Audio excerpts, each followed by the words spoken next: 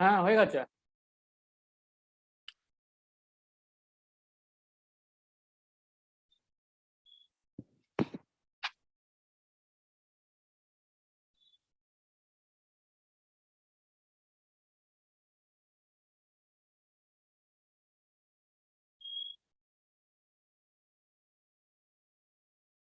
তাহলে আমি এটাকে আপাতত মিনিমাইজ করে রাখছি, ঠিক আছে? ইউটিউবটা মিউট করে মিনিমাইজ করে রাখো। ওকে। ইউটিউবটা মিউট করে দাও, নইলে ইকো হবে।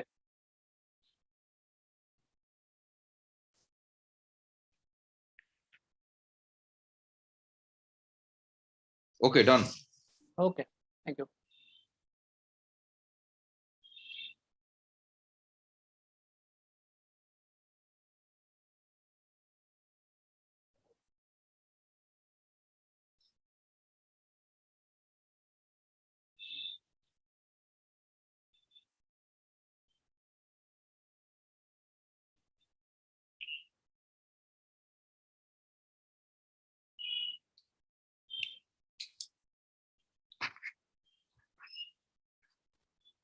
আচ্ছা, জীবক, হ্যালো হ্যালো। দীপাঞ্জন দা বলো। আই থিঙ্ক দীপাঞ্জন দা, হ্যাঁ তাহলে বলছি। হ্যাঁ বল অনুপম, বল। আমরা মনে হয় we should start right now, ঠিক আছে? স্টার্ট করে দিই তাহলে। এক মিনিট দাঁড়া, আমি একটু শালীন কুমার স্যারের লিঙ্কটা, শালীন কুমার স্যারকে জ্যোতিরূপদা পাচ্ছে না, আমি আবার জ্যোতিরূপদাকে আমাদের লিঙ্কটা পাঠাচ্ছি। In the meantime what we will do is, L N D sir একটু ইনিশিয়াল 2 মিনিট একটু বলুক, তারপর আমরা রেডিওলজিতে স্টার্ট করে দেবো আর কি, ঠিক আছে? In the meantime we will get in Shalin Kumar sir আর কি, ঠিক আছে? বলো। ঠিক আছে।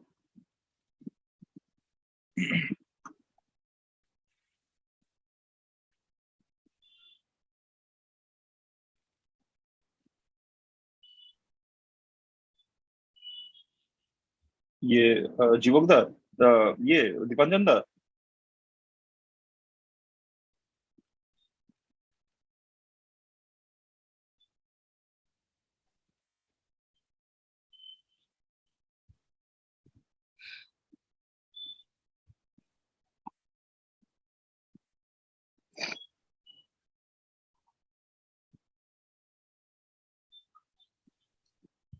হ্যাঁ অনুপম, শুনতে পাচ্ছিস? আমি শুনতে পাচ্ছি। আচ্ছা, বল। এলএনডি স্যার ইজ ইন অ্যাটেন্ডিস। এলএনডি স্যার কি একটু প্যানেলিস্ট করে দাও না? করে দিয়েছি স্যার, চলে এসেছে। চলে এসছেন না? হ্যাঁ হ্যাঁ, শুরুতেই আচ্ছা করেছি। আচ্ছা আচ্ছা আচ্ছা আচ্ছা। আচ্ছা, আর কেউ জ্যোতির- বলছো হ্যাঁ হ্যাঁ রাইট স্যার। শুনতে পাচ্ছ? হ্যাঁ আচ্ছা, অনুপম, শুনতে পাচ্ছি স্যার। দাঁড়াও 1 মিনিট, আমার এই প্রোগ্রামটা একটু বার করে নিই, নাহলে আমার অসুবিধা হবে।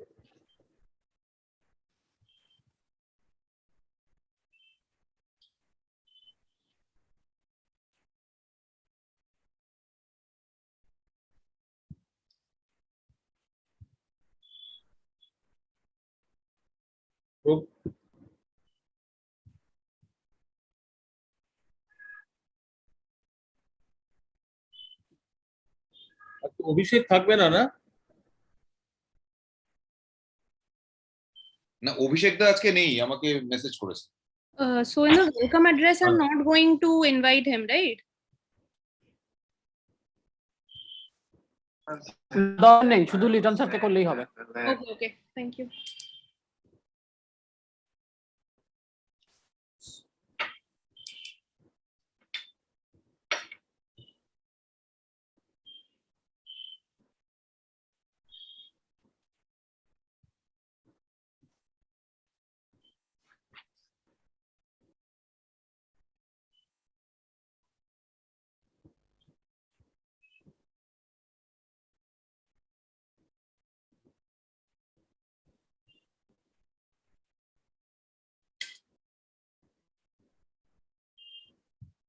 অনুপম বলো।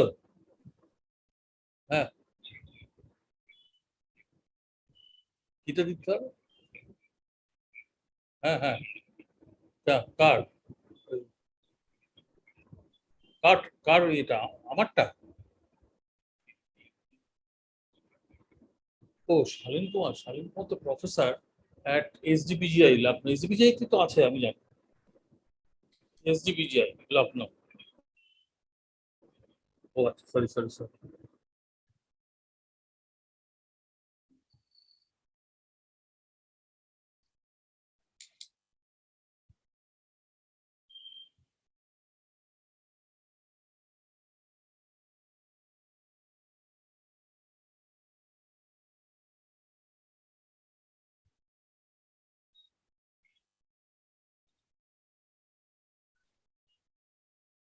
I think we can start, no?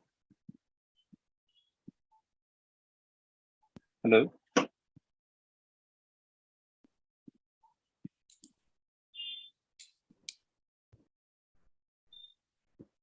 We'll just wait for Gboxer to confirm the YouTube things and then we can start.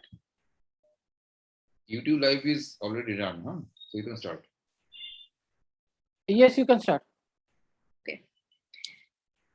So, good evening, everyone. I'm Dr. Preetha Roy. I'm from Kolkata and I've completed my MD Radiotherapy from RGCOR and currently pursuing a fellowship at TMH Mumbai. It is my absolute pleasure to welcome all of you today to the Basics of Contouring and RT Planning course 2022, organized by the Association of Radiation Oncologists of India, West Bengal chapter. This is the first class of Module 2, which will deal with CNS tumors, having already dealt with head and neck cancers in Module 1.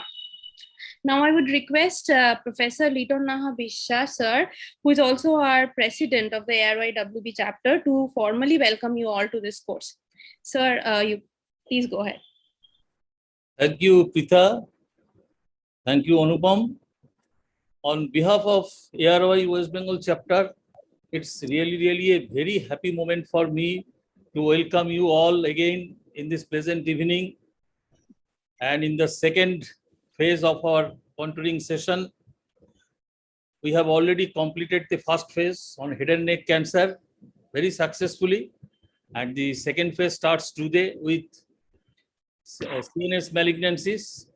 We are extremely happy to have Professor Shalin Kumar, professor at SDPGI Lucknow, one of the excellent teachers of radiation oncology in our country and a very good friend of mine for a long time. And also Dr. Sajal Kakkar amongst us, who are very good teachers, and I think the students will immensely benefit from their presentation.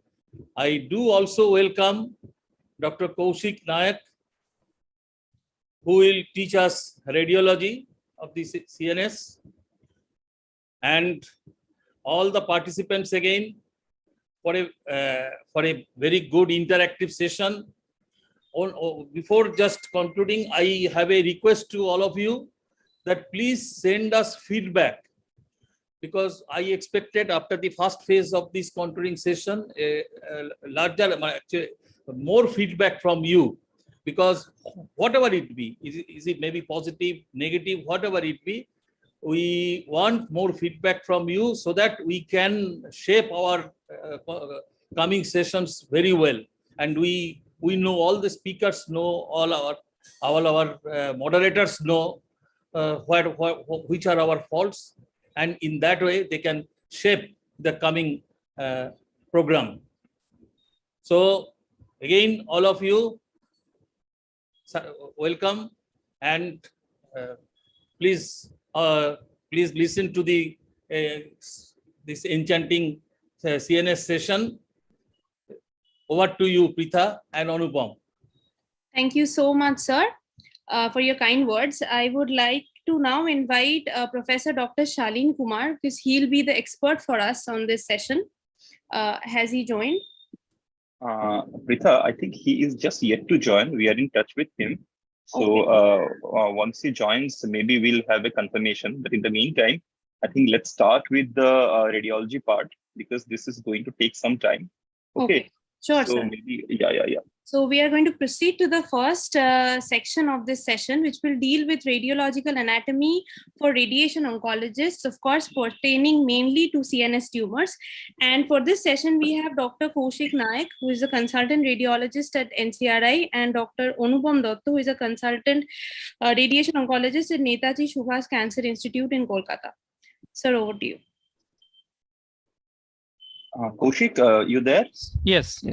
Yeah, you can please share your screen. So by the time Dr. Kaushik shares his screen, so everyone who has attended, a very warm good evening to all of you. So this is a radiology anatomy from a radiation oncologist perspective. So Dr. Kaushik, he will be starting the PowerPoint as of now, a brief PowerPoint, followed by a DICOM viewing of what all we want from our radiation oncologist point of view. So in the meantime, if you have any question, you can always type in your chat box. In the meantime, so Kaushik, you can start off. Your slides are visible and you are audible as well. Okay, sure. So hello, good evening, everyone. So I will covering these topics in a nutshell: the basic and advanced MRI sequences, including spectroscopy and perfusion, how to differentiate between a low and high grade glioma, how to differentiate between tumor recurrence and tumor necrosis, a gross overview of the lobar anatomy, a little more detailed discussion regarding eloquent areas of the brain, cavernous sinus and relevant cranial nerves anatomy, gross anatomy of the sella and circle of Willis. Lastly, in last 5-10 minutes, I will go through the normal MRI brain, identifying the important structures. So among the MRI sequences, the basic sequences are the T1, T2, FLAIR, SWI, DWI, and post-contrast. And among advanced sequences, there are spectroscopy, perfusion, and tractography. Now in basic sequence, how to identify a T1 weighted image, a T2 weighted image, or a FLAIR. T1 is a basic anatomic image where gray matter will look gray and white matter will look white. Opposite is the T2 where CSF is bright and white matter is black. And if we remove the normal fluid signal from a T2 image, it will become FLAIR. Look at these three images. The first one is the T1 weighted image where white matter is white and gray matter is gray. And the ventricles containing CSF is dark.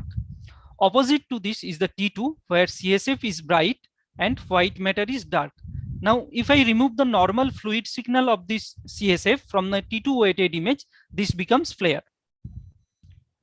Next is the gradient weighted image or susceptibility weighted image. The purpose of this sequence is to identify the bleed or calcification which give blooming black dot. To identify this image, it will be a ground glass hazy image. We cannot make out gray, white matter, ventricle perfectly in this sequence, just a hazy image with a bone. Next is the diffusion weighted image. This is also a hazy image, but the ventricle will be clearly seen in this image and the bone will not be clearly seen. This is the corresponding ADC image of DWI. Now, often we confused between the gradient image and diffusion weighted image. To identify in gradient weighted image, we can't make out the ventricle. In diffusion, we will make out the ventricle, and in gradient, bone will be perfectly visualized, but not in the DWI. Now, how a restricted image look like in DWI? The restricted area will appear hyper intense on DWI images, and the corresponding area will appear as dark on ADC images. Post contrast is very simple. Their normal choroid plexus will enhance, the normal leptomeningeal vessels will enhance, and obviously if there is a tumor or any lesion that enhances, it will show bright signal. More important is these advanced sequences like spectroscopy and perfusion. The principle of spectroscopy is to identify the important metabolites in a normal brain and the lesion, and from the pattern of the metabolites, we can identify the lesion. There are multiple metabolites, but the metabolites which are pertinent to us are these on myoinositol, choline, creatinine, Na, lipid, and lactate. We have to remember these parts per million, that is in these frequencies, these metabolites resonate. So I can identify the metabolite from this frequency.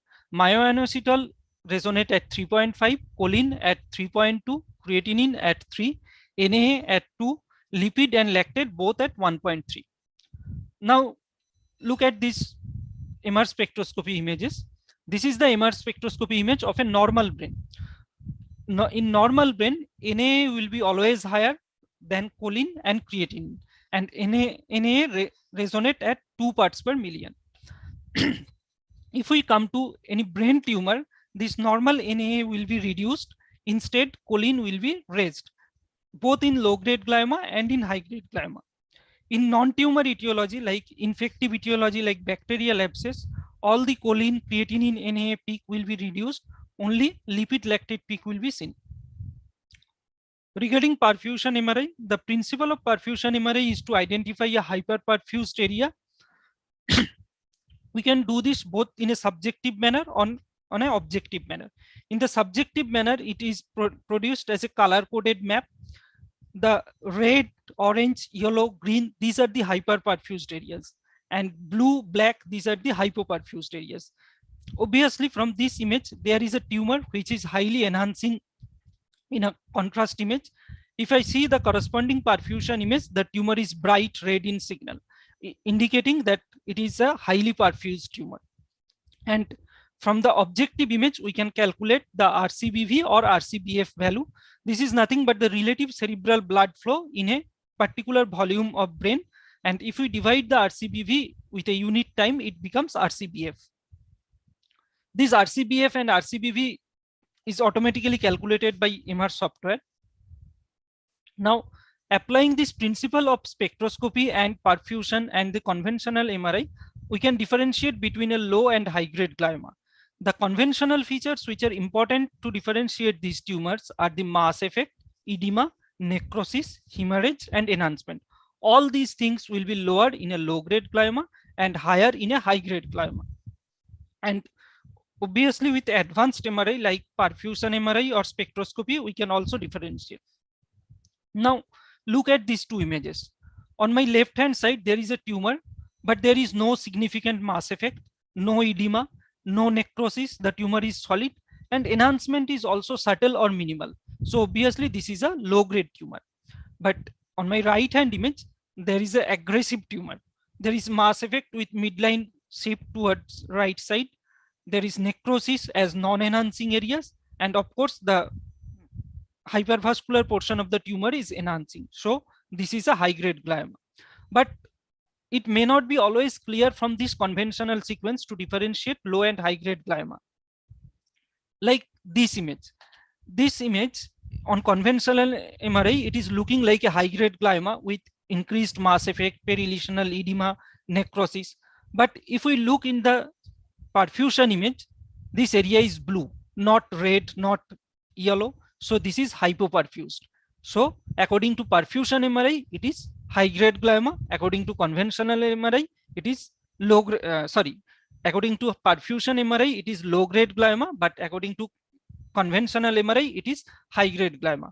When there is a conflict, we always should prefer this advanced MR sequences like perfusion. This particular case on biopsy, it was proved as high grade glioma. Lower three images are of a high grade glioma. Obviously, these are hyperperfused tumors, so appearing yellow to red on this perfusion MRI. Now, based on spectroscopy, we can also differentiate between a low grade and high grade glioma. As I have already told, in a tumor, Na will be reduced and choline will be raised compared to the normal brain. This will be true for both low grade and high grade glioma. But in high grade glioma, the reduction of Na is much more prominent. And also the lipid lactate peak will be quite larger. The left-hand side spectroscopy is of a low-grade tumor, and this is of a high-grade tumor. As we can see, there is choline is raised in both the tumor, but Na is reduced in high-grade glioma, and the lipid lactate peak is also sharp in high-grade glioma. Now, if we quantify these parameters, it comes somewhere around this. The choline creatinine ratio and choline Na ratio will be somewhere in the order of less than 2 in low-grade glioma. And in high-grade glioma, choline creatinine ratio will be more than 2.5, and choline Na ratio can be as high as 3. The RCBV will be less in low-grade glioma in the range of less than 2. In high-grade glioma, it may be as high as 7 to 8, but anything above 3 is also high-grade glioma. Now, this is a very important slide to differentiate between tumor recurrence and tumor necrosis. And conventional MRI is practically blind in this area. So often there is prescription from your side after radiotherapy to differentiate between tumor recurrence and tumor necrosis, advice of MRI brain. But please advise MRI brain with perfusion and spectro. Otherwise, it is very difficult for a radiologist to differentiate these lesions based only on enhancement, edema, mass effect, etc., etc. These all are overlapping, show overlapping feature both in tumor recurrence and tumor necrosis. Only important things are perfusion and spectro to differentiate between these. Obviously, in tumor recurrence, there will be hyperperfusion, so RCBV will be raised, and in tumor necrosis, RCBV will be reduced. And if we look in spectroscopy, as it is a tumor recurrence, so choline NA ratio will be raised in the order of 3 to 3.5. Choline creatinine will also be raised in the order of 2.5. In tumor necrosis, it will be usually less than 1.5.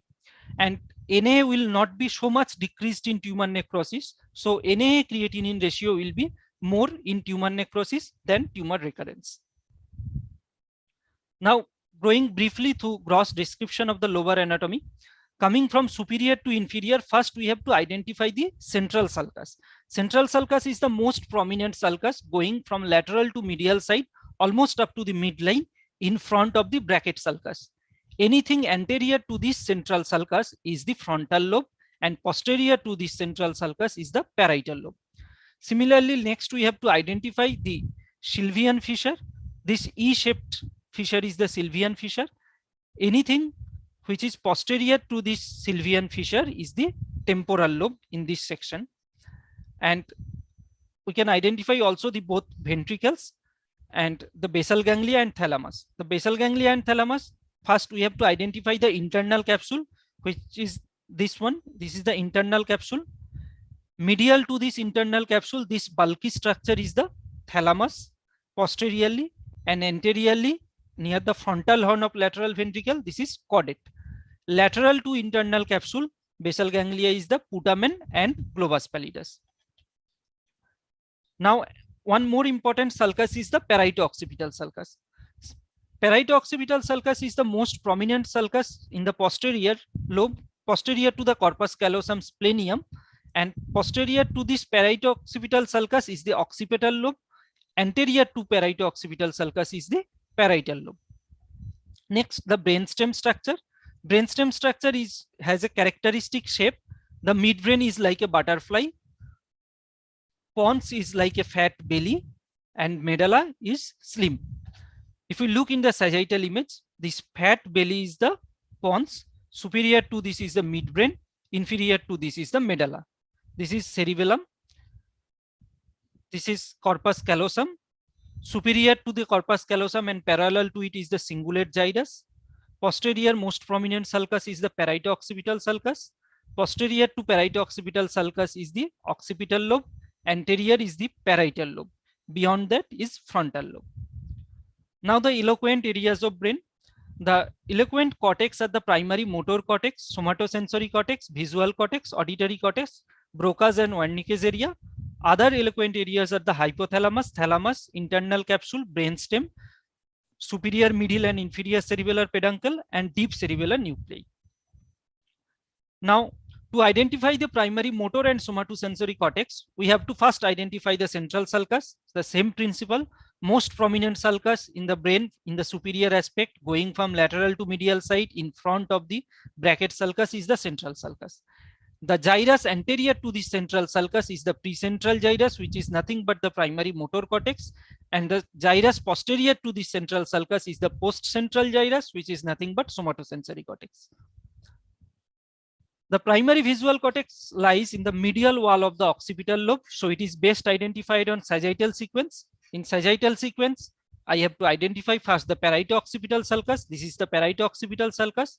Posterior to the parieto-occipital sulcus is the occipital lobe. Medial surface of this occipital lobe is the primary visual cortex. Next, the auditory cortex. Auditory cortex lies at the superior aspect of the temporal lobe. In the axial section, I have to identify first the Sylvian fissure. Temporal lobe, which is just posterior to this Sylvian fissure, is the primary auditory cortex.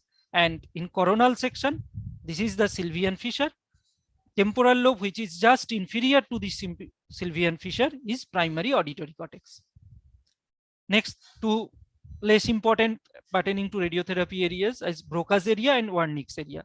Broca's area is in the inferior frontal gyrus, posterior part of the inferior frontal gyrus, and Wernicke's area is the posterior part of superior temporal gyrus. I just keep these two. Next, before going into the hypothalamus and thalamus, we should go with the cellar anatomy. Cella is nothing but the concave space at the basis sphenoid.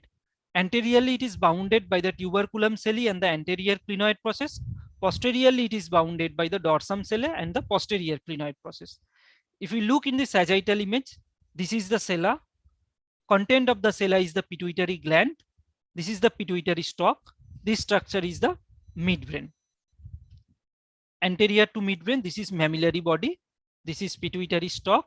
This is optic chiasm. Now, a very important area is the hypothalamus. Hypothalamus is best identified on sagittal plane. If I identify the cellar sequence, this is the cellar sequence. Next, here I have to first identify the mammillary body. This is the mammillary body. This white dot is the anterior commissure. This white dot is the posterior commissure. Hypothalamus is bounded superiorly by this ACPC line, or anterior commissure posterior commissure line. Posterior inferiorly, it is bounded by posterior commissure to mammillary body, this line, and anteriorly it is bounded by anterior commissure, tuber cinereum, and pituitary infundibular stalk. This area is the hypothalamus. Next, thalamus.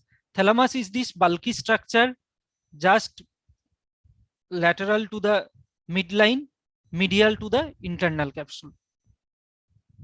Brainstem I have already discussed. Butterfly is the midbrain, fat belly is the pons, and slender is the medulla. Next, the cerebellar peduncles. 3 pairs of cerebellar peduncles: superior, middle, and inferior. Superior one connects between the midbrain and cerebellum. Middle one connects between the pons and the cerebellum, and inferior connects between the medulla and the cerebellum. Among them, middle cerebellar peduncle is most bulky. This 2 paired structure, this is the middle cerebellar peduncle connecting the pons with the cerebellum. These are the superior cerebellar peduncle, which is connecting the midbrain to cerebellum, and these 2 are inferior cerebellar peduncle connecting the medulla to the cerebellum. Among the dentate nucleus on imaging, we can among the deep cerebellar nuclei on imaging, we can clearly identify the dentate nucleus, which is nothing but these 2 structures, this one and this one, located posterolateral to the 4th ventricle. This is 4th ventricle. Posterior and lateral to this 4th ventricle, this paired structure are the dentate nuclei. Next, most important is the cavernous sinus. This is a graphical image. Cavernous sinus situated on either side of the cella. The content of cavernous sinus is the cavernous segment of ICA, which is clearly identified on MRI, and another is 6th cranial nerve. This is not routinely identified on MRI. On the lateral wall of the cavernous sinus, from superior to inferior, is 3, 4, V1 and V2. If we look the MRI images, it will become clear. This is a coronal section. This one is cella. On either side of the cella, this is cavernous sinus. Cavernous sinus. Most important content is the cavernous ICA. These 2 are the cavernous ICA. On lateral wall, from superior to inferior, is the 3rd. 4, V1, V2 we can't identify in imaging unless they are pathologically abnormal or bulky. And inferior to the cavernous sinus, this bright structure at the Meckel's cleft. Just at the bottom of Meckel's cleft, this is Gasserian ganglion. Now, the cranial nerves in relation to cavernous sinus is 3rd and 5th, which are important on imaging. 3rd is visualized. This will be on the lateral wall of the cavernous sinus, most superior cranial nerve, this one. And in the inferior, this will be the Meckel's cleft. Cranial nerve 5 or trigeminal nerve, if we look at the imaging, they exit from the root entry zone of the pons, travel superiorly. This will be more thicker cranial nerve than the other one, so it will be easily identified. From the root entry zone, it is traversing anteriorly, enters into the cavernous sinus wall through this porous trigeminus, goes into the Meckel's cave, then Gasserian ganglion, and finally it gives V1, V2, V3 through traverse to the foramen rotundum, foramen ovale, and superior orbital fissure. Now the lower cranial nerves. The 7th, 8th traverse to the internal auditory meatus, 9, 10, 11 traverse to the jugular foramen, and 12 traverse to the hypoglossal canal. If we look the axial MRI sequence, this is the internal auditory canal. 7th and 8th traverse together. The anteriorly is the 7th cranial nerve and posterior is the 8th cranial nerve. If we look the sagittal section, antero-superior is the 7th cranial nerve and posterior-inferiorly these 3 dots are of 8th cranial nerve. 7 up and coke is down. So this is 7th cranial nerve. This is cochlear nerve. These two are superior and inferior vestibular nerve. 9, 10, 11, 12. The graphic image is like this. They all emerge from the medulla. This is the olive of medulla. Anterior to this emerges the 12th cranial nerve, which traverses to the hypoglossal canal. Posterior is 9, 10, 11, which traverses through the jugular foramen. Jugular foramen is further subdivided into pars nervosa by a bony projection, the jugular spine, and this is the pars vascularis. The 9th cranial nerve traverses through this pars nervosa and it traverses to the pars vascularis. This is the jugular foramen. This is jugular spine. So this is pars nervosa containing 9th. This is pars vascularis containing 10 and 11.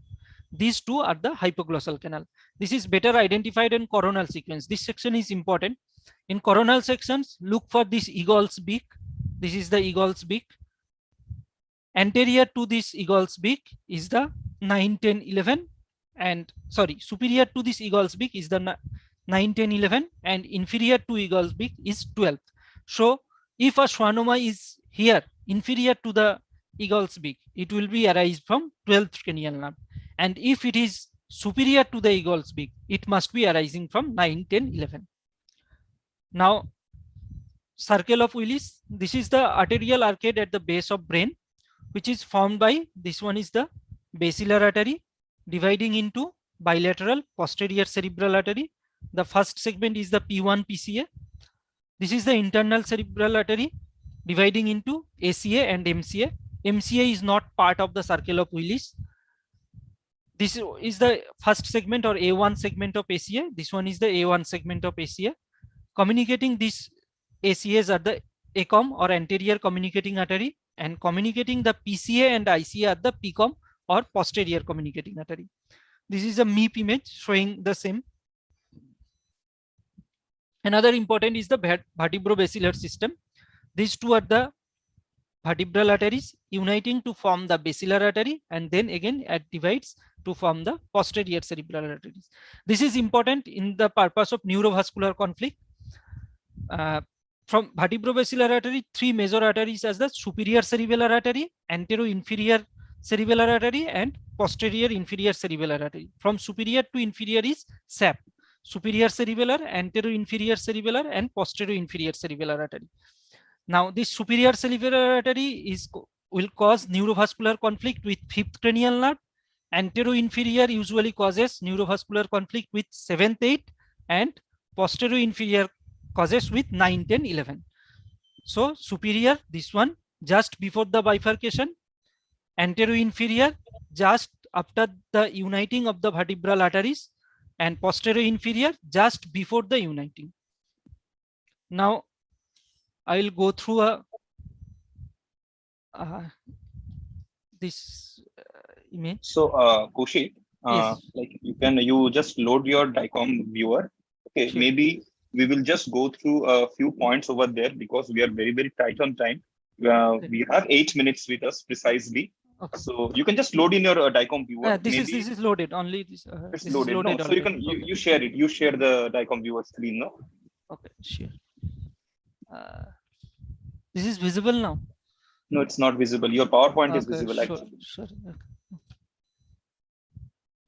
Yeah, it's visible now. Okay, now, so as we have already discussed, from superior to inferior, we have to first identify the most prominent sulcus. Obviously, this one is the most prominent sulcus, going all from lateral side to medial side, almost up to the mid end, and anterior to this bracket sulcus. So this is the central sulcus. Anterior to this is the frontal lobe, posterior is the parietal lobe. Now coming inferiorly, we have to identify the parieto-occipital sulcus. Okay, This one is the parieto-occipital sulcus, the most prominent posterior sulcus. Posterior to the genu of corpus callosum is the parieto-occipital sulcus. So posterior to this parieto-occipital sulcus is the occipital lobe, anterior is the parietal lobe. And obviously, this is the Sylvian fissure. So it will be temporal lobe. And this white matter tract is the internal capsule. Medial to internal capsule, anteriorly is the caudate, posteriorly is the thalamus, and laterally is the putamen and globus pallidus. So if I again scroll from superior to inferior, this is the starting level of thalamus, just lateral ventricular margin. This is thalamus. This is midbrain. Just up to this is the thalamus. Next, this butterfly is the midbrain. This is midbrain. This is pons, the fat belly pons, and slender is the medulla.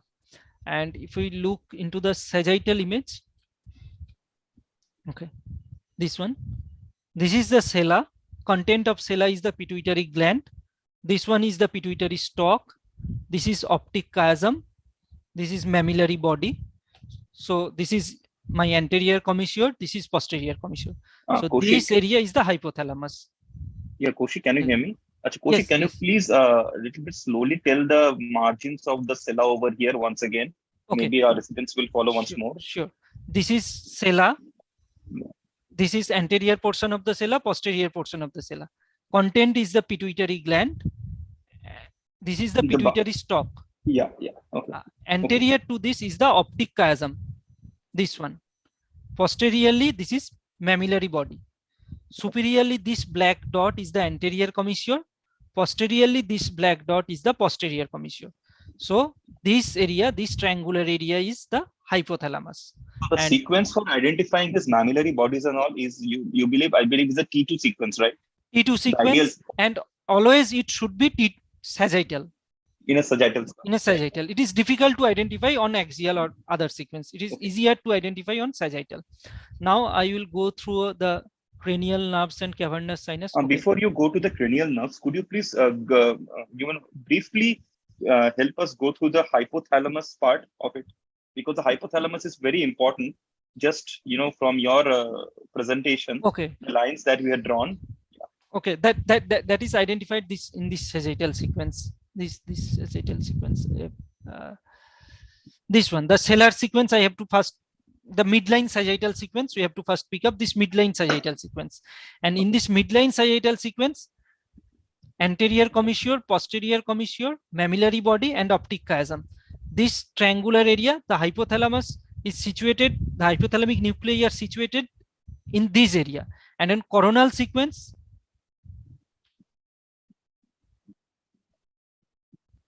These things are the hypothalamus. The temporal lobes, so you have to first identify the temporal lobe. This is the Sylvian fissure. This is the Sylvian fissure. Inferior to Sylvian fissure is the temporal lobe.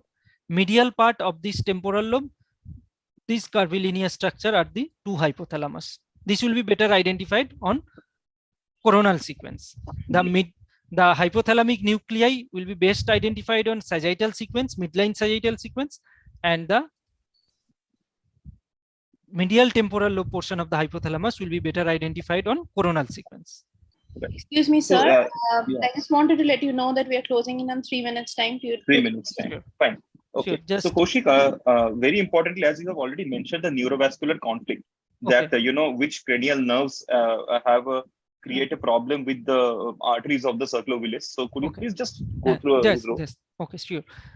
Firstly, from midbrain, ventral aspect arises the third cranial nerve. This one going anteriorly, this is the third cranial nerve. And posterior to this, this is the P1 segment of PCA. Often this aneurysm of this artery cause neurovascular conflict with this third cranial nerve. Coming more inferiorly, this thick Yeah. nerve is the fifth cranial nerve. And often superior cerebellar artery, this one is the superior cerebellar artery, causes neurovascular conflict with fifth cranial nerve. So If we this go this is the Meckel's cave, right? That the one we were talking about earlier on. This anterior portion, this portion is the Meckel's cave. This is the Okay. Meckel's cave. The fifth cranial nerve is going anteriorly. This is the porus trigeminus, and this is the Meckel's cave. This is the Meckel scale. Okay. And more inferior is the internal auditory meatus. So this is the 7th and 8th cranial nerve complex. Anterior is the 7th, posterior is the 8th. And usually antero-inferior cerebellar artery causes neurovascular conflict. If we look carefully in this image, this black dot is the artery.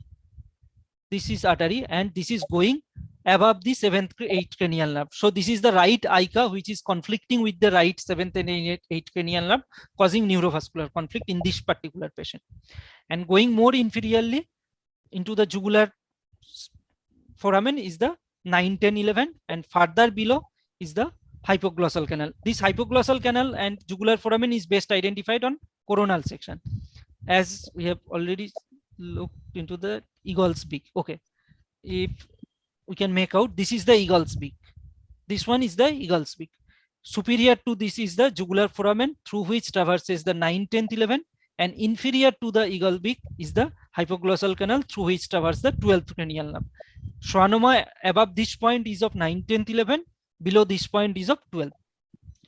Right. Okay. So I think we are just on time, Kaushik. So I would request you to stay put, because we will be having some questions. Maybe we will discuss some questions towards the end of the program. Meanwhile, I would request all the participants to be ready with their questions. So I would next request Pritha to take over with the program. And Thank you, sir.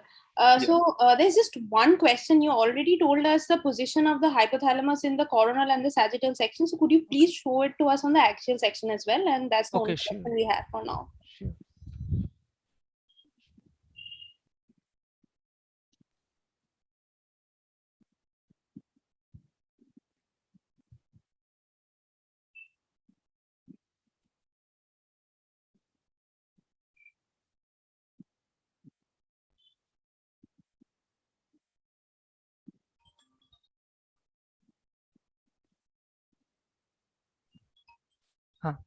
In coronal section, I have stated these are the hypothalamus. The corresponding axial sections is this. This is the medial temporal lobe. This is the medial temporal lobe. Hypothalamus in coronal section is this one, and on axial section, this portion is the hypothalamus. But it is always better identified on coronal section and sagittal section, not in axial section. Like these two are the mammillary bodies. Okay. Seen on axial section, but always better seen on sagittal section. Thank you so much, sir. I would now like to invite Professor Dr. Shaleen Kumar, who is with us from Sanjay Gandhi Postgraduate Institute of Medical Sciences in Lucknow. He is our expert for this session and also going to be taking the next session, which is on conventional radiotherapy planning in gliomas, pituitary adenomas, and whole brain radiotherapy. So I'd request sir to proceed with his presentation. Yeah, meanwhile, Kaushik, you can unshare your screen, no?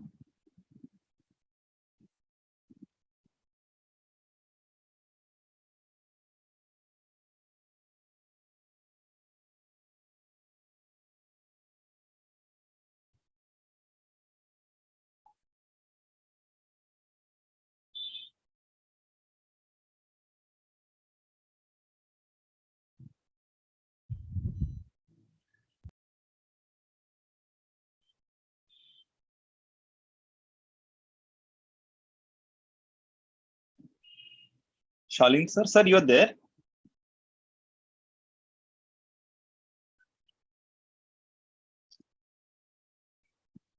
Mute. Yes, sir, we can hear you. Yes, I'm very much there. Thank you. I'm going to try and share my screen, and let me see if I can get it right. And right, so that should be it. Slideshow. Right. Is the screen visible, sir? Sir, the screen is Yes. visible, sir, quite visible. I think you need to put on the slideshow. I put on the slideshow now. Is it? No, so it's not moving. Your the basic PowerPoint, the entire PowerPoint is coming, but the slideshow is not coming, sir. All right. So give me a second. That means I should get into the slideshow. And is it showing now? No, this is Not slide yet, sir. sorter. No. Okay, I'll stop and share. and I'll go out of this. Give me a second, please. I'm sorry for appearing so clumsy, but what is this happening?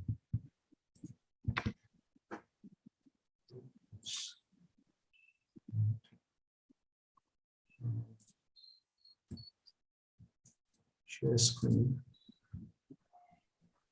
Oh.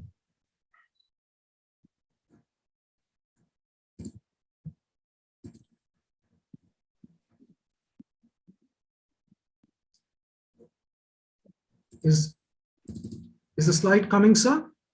So your screen is visible, but it's pretty much the same actually. Okay. I'm going to stop share and see where is the issue. I'm so sorry for this. Give me a second, sir. Sir, you can open the PowerPoint per se, like you do the slideshow, and then you share the screen, sir, and that will be easier. So I got a sense. Let me go back. I do this. I open the slideshow.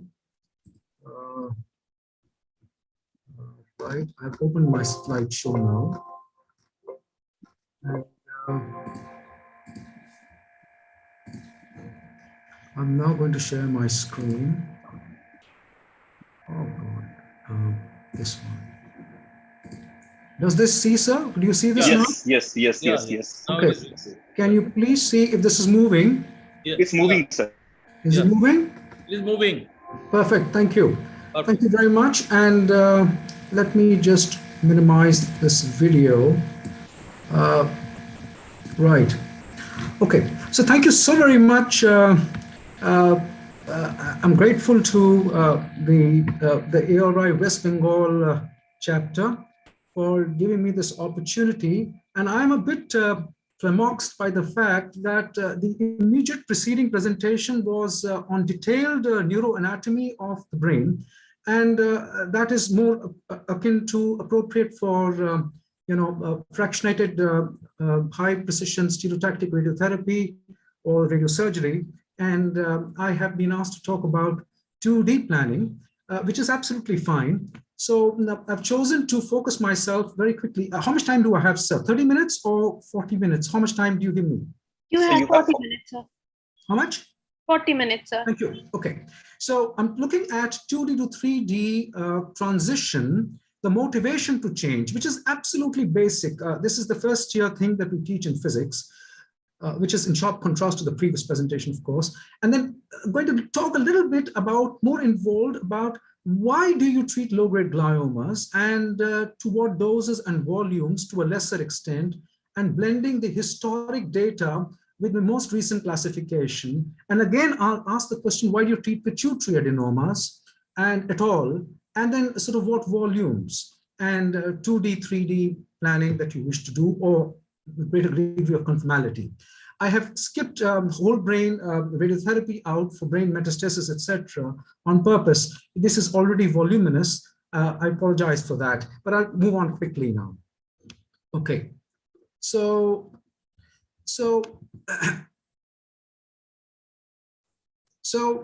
right. So coming to the indications, so the topic really is, I cannot see the title slide at the top, but it's okay. So let's look at the transition from thinking to 2D, 3D. Why? Low-grade gliomas, why treat, what doses, how to select patients, historically and now, and volumes. And in pituitary adenomas, why treat in doses and volumes. Okay, so let's look at the case study. Can I ask if the entire slide is visible?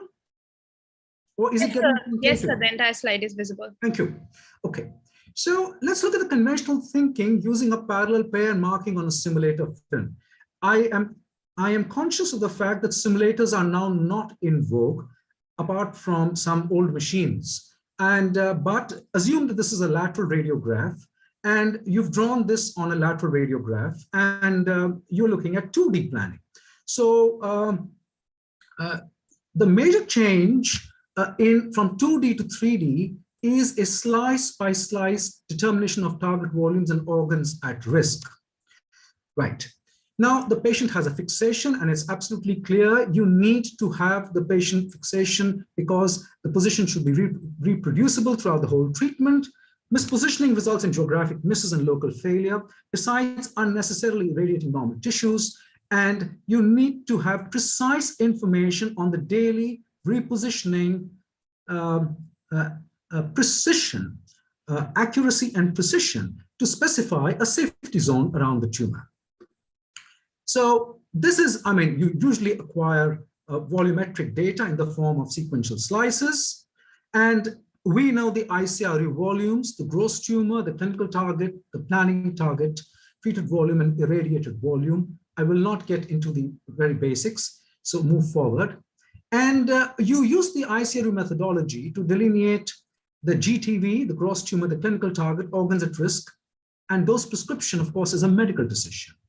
Now, a volumetric study like CT scan is complemented by an MR study for better defining volumes, simply because the T1, T2, and contrast images are, because of the mechanism and the methodology of imaging and the science behind it, they describe different volumes, of which the MR is usually superior. And the clinical target volume, which is presumed tumor, is based on clinical experience, predominantly patterns of failure, and the PTV margins are based on estimates of, in the instant case, there's no organ motion and organ distortion, at least hardly any in the brain, but based on setup errors, which are random and systematic. So here we go. So you volume each slice, you sort of volume each slice as we are doing, and you draw, let us say, for instance, this is the pituitary, and you volume each slice, and you would say this is the gross tumor, and then we have put a PTV around it. And in the case of the pituitary, but just for it, by way of example, the GTV is also the CTV. We can discuss this in greater detail, but let me first get into the concept. Right. You draw organs at risk. You can optic nerve, you can give brain, you can talk about the hippocampus, what you like. And of course, you have the GTV, which is the pituitary, the residual, and the tumor bed, where you shaved off the tumor from, by way of example. And a PTV of 1 centimeter may not be necessary now. If you're using machines with less precision, such as an old linear accelerator, it had better be measured. Otherwise, the modern machines, you can get away with good immobilization and, of course, measuring it much less. So this is how you visualize it in a reconstruction, in a lateral view. And you can see the GTV here and the PTV, which is, of course, volumed here.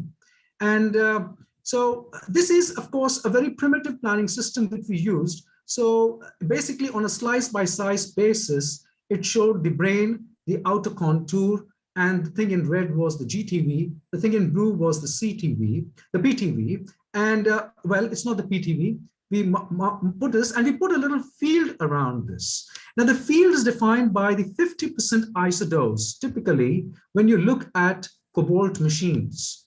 So the 50-90, the 50, the penumbra is defined by the penumbra is defined by the penumbra is defined by the beam edge is defined by the 50% isodose, and the penumbra is by the 50-90 width. Now that's typically about 5 millimeters or 5 millimeters in the cobalt. It's much less in accelerators, about 3 millimeters, the 50-90. So, but the beam edge is the 50% isodose that we are typically talking about, and hence you give the margins beyond the PTV. Beyond the PTV, you give a margin which is defined by the penumbra width, which is the 50-90 isodose. Okay. Now, when you give a parallel pair, this is the kind of distribution that you get, and this is classic 2D planning. And when you look at the dose volume histogram, you find that that is the volume for the GTV and, let us say, the PTV. But when you look at the normal brain dose volume histogram, you find that a small part of the normal brain, is getting the doses equivalent to which you prescribed. Okay, the higher doses to which you prescribed, and the lower doses are to the rest of it. Now, when we add a third field to it, that makes a non-coplanar. You can't give one straight horizontally. You have to give a couch twist and you have to give a 90-degree table rotation, and the gantry then goes to 45 degrees from the horizontal, as you can see. And then this is the kind of dose distribution. So the spread of dose that was coming in the temporal lobes is cut off, and this is also reflected in the dose volume histogram. So with two fields, you've got the high dose volume is going to about, let us say, about 15% of the normal brain. But here the high dose volume has now reduced to, let us say, assuming the high dose volume to be 40 gray or more, say, for example, it's come down to 10%. So there is some advantage, okay?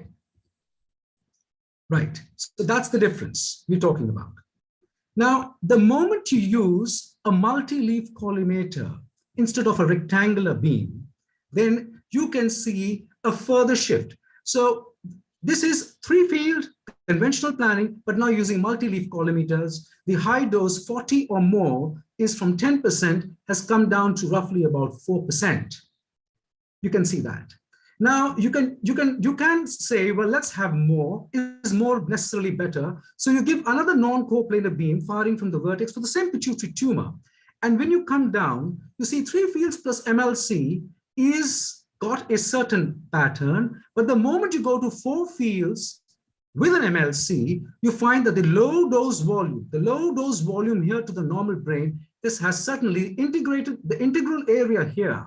The integral volume here, this has suddenly increased. So 4 is not necessarily better than 3. You have a law of diminishing returns, etc., etc. I will stop here just to make the point that the basic transition from 2D to 3D. Okay, before we talk about that, very quickly, you must have portal imaging where you compare your DRRs with the onset images. These are the onset images. This is your DRR. And the offset between the two allows you to compute the PTV margins. That is a separate calculation altogether. So now what has changed between 2D and 3D thinking? Clinical evaluation, staging, treatment intent, choice of treatment, surgery, radiotherapy, or chemotherapy sequences doesn't change.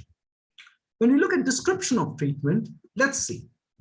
Between 2D and 3D, the method of patient immobilization is not exclusive to 2D, but it is certainly required for 3D. Image acquisition, voluming is necessary for 3D. Delineation of volumes takes place in 3D, which you do not normally do in 2D, but it doesn't stop you from doing it. But you're using just, possibly you're just using a single film, let us say a lateral projection, a lateral view of the skull, and you've volumed and you've drawn a certain volume there, and you put a field around it to which you place your MLC. Now, as far as the choice of technique and beam modifications there, you have choices now with new equipment. Computation of dose distribution is volumetric. It is not single section planning. I have grown up in an era where we used to do only central section planning 30 years ago. And so have seen the evolution from 2D to 2.5D to 3D, and now the time and movement sort of integrated in the planning. Dose prescription, does it change? Yes, you use dose to volume histograms. You are more precise. You look at indices of dose homogeneity. Implementation of treatment, yes, there is verification. The quality assurance is different. You monitor treatments better. The recording and reporting takes place, and the evaluation of outcome. Now, this depends on what you are measuring. If you're looking at things like survival, well, that was always the case. If we're looking at, say, for instance, in the case of pituitaries, freedom from growth restraint, which is the endpoint, that was the same. So, well, some things change and some things don't. So that's the summary of 2D to 3D thinking. So now let's go straight away to the two major scenarios that I will be dealing with: low-grade gliomas and pituitaries. So low-grade gliomas initially. I'll stop here. Any questions, or if that is allowed, the moderator can advise me. Otherwise, I will proceed. Can somebody please advise me? Yes, sir. So you can go ahead with the presentation, sir. Okay, thank you. Thank you. Right. So coming to low-grade gliomas, traditionally, we're looking at 90s, 80s, 70s, 2000. 2010 also, we had WHO grade 1 pilocytics. We call these pilocytics, the overall survival at 10 years was roughly 80%. And we had the WHO grade 2s, where you had the astros, oligoastros, and oligodendrons. So you see the median survival is roughly 5 years for what was earlier classified as an astrocytoma, whereas that for an oligodendroglioma was close to 10 years. And then when you look at the 5-year survival, 10-year, 15-year survivals, we had about half the patients surviving 15 years there, but about a sixth of the patients in the case of astrocytoma. So clearly astros were worse than oligos, and oligoastros were somewhere in between. And that is the kind of, those are the Kaplan-Meier's. It doesn't add anything really. Now let's see. Now, if you have something like this on a T1 weighted MRI, there is a non-enhancing tumor, right? And this is actually a plain one. And if you trust me, I say it's non-enhancing. And on a T2 weighted MRI or a flare, well, this is a T2 weighted sequence, you'll find bright areas consistent with the fact that there is more fluid in this, or rather the cellular density is much less. Now, it's important to note that a third of low grades enhance. This is important to know. A classic case is pilocytics. Okay. So now, low grades present with epilepsy. So I'm first answering the question, do low-grade gliomas need to be treated? If so, how are they treated? And where does radiotherapy fit in? So you have epilepsy, which is the commonest presentation, and surveillance is widely accepted for tumors such as these, even today, and it is the right thing to do because you can follow them up. But if you have intractable seizures, raised ICT, radiological progression, focal deficits, you must operate. So the proponents of early imaging say, of early intervention say, that imaging may be misleading because a third of them turn out to be high grade. Stable gliomas, they have a tendency to grow at about 4 millimeters a year. And so a larger, more aggressive lesion, which when transforms will need to be treated aggressively later. And there is probably a survival advantage to gross resection in retrospective literature. The arguments against are that in minimally symptomatic patients, particularly near eloquent areas, let's say motor speech area, etc., it is not without complications. And consider stereotactic biopsy, and even that is not without a risk. So, but having said that, surgery definitely has advantages. It provides you histology. It definitely controls seizures, much better intractable seizures. And of course, it provides a volume for the tumor to grow, and the disease-free interval, the symptom-free interval is much larger. These arguments are common to both low and high-grade gliomas. So what now let's look at this. Should radiotherapy be given at all? So we're looking at fundamentally this trial where patients received either immediate radiotherapy or they received radiotherapy at progression. And what is seen is that there is no difference in the overall survival for these patients. But note that the 5-year survival is about 60%. Now, let's see. Why did we give radiotherapy? So the question was, the argument for immediate radiotherapy is that low-grade gliomas respond, radiotherapy may be more effective, tumors become aggressive, and focal therapy is less toxic. Notwithstanding this, the EORTC asked the question, does it make sense to give radiotherapy upfront or at progression? So when they give radiotherapy progression, this is overall survival, there is no difference. It's important to see the 5-year OS, which is about 60%. Just note one thing, the astros were 60%, and astros are much worse than oligos. The median dose was 54 gray, remember this figure as well. When we look at the 10-year data, so when they looked at a follow-up of 7 point, when they looked at a further data, and they reclassified and did a central review, they found that the astros were 50, the oligos were 13% and not 30. The oligoastros were 13 and they were anaplastic, and there were GBMs also. They were also anaplastic for 15 and GBMs or missing was 6%. Now, this is what happened when they reclassified them molecularly subsequently. Now, when you look at the proportions who are alive in terms of survival, there is no difference. No early radiotherapy or early radiotherapy. So this is early radiotherapy, and this is radiotherapy at progression. Okay. Overall survival, no difference because the patients were salvaged. But when you look at the progression-free survival, see, by 5 years, it's about 55% patients are free from progression. Whereas at 5 years, when no early radiotherapy was given, in other words, there was a 20% absolute increase in the patients who progressed, and they required a variety of things: further surgery, radiotherapy, or chemotherapy for treatment. So what this shows fundamentally is, okay, now what about the seizures at 1 year? In the observation arm, it was 41%. In the radiotherapy arm, it was 25%. 62% at progression, 2/3 of patients at progression had radiotherapy. So this kind of settled the question: is there a value to giving radiation right away, or should we give radiation only at progression? What this data shows is that at progression, it is problematic. So this is trying to answer the first question: should radiotherapy be given at low-grade gliomas? And this was the answer. Remember, this was 54 grade.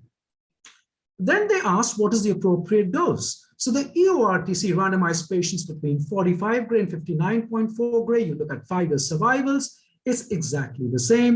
The Astros were 60, oligos were 22%. The median survival is roughly about 55 to 60%. And when we looked at the North American trial, where they randomized patients between 50.4 gray and 64.8 gray, they found at 5 years, the median was about 70, but please see this. Oligos or oligoastros was 70% and astros. So that's the reason why this is different. And I asked you to remember the previous figure. Remember the first time in the believers, non-believers trial, it was 54 gray. Here it's 45 versus 59, no difference.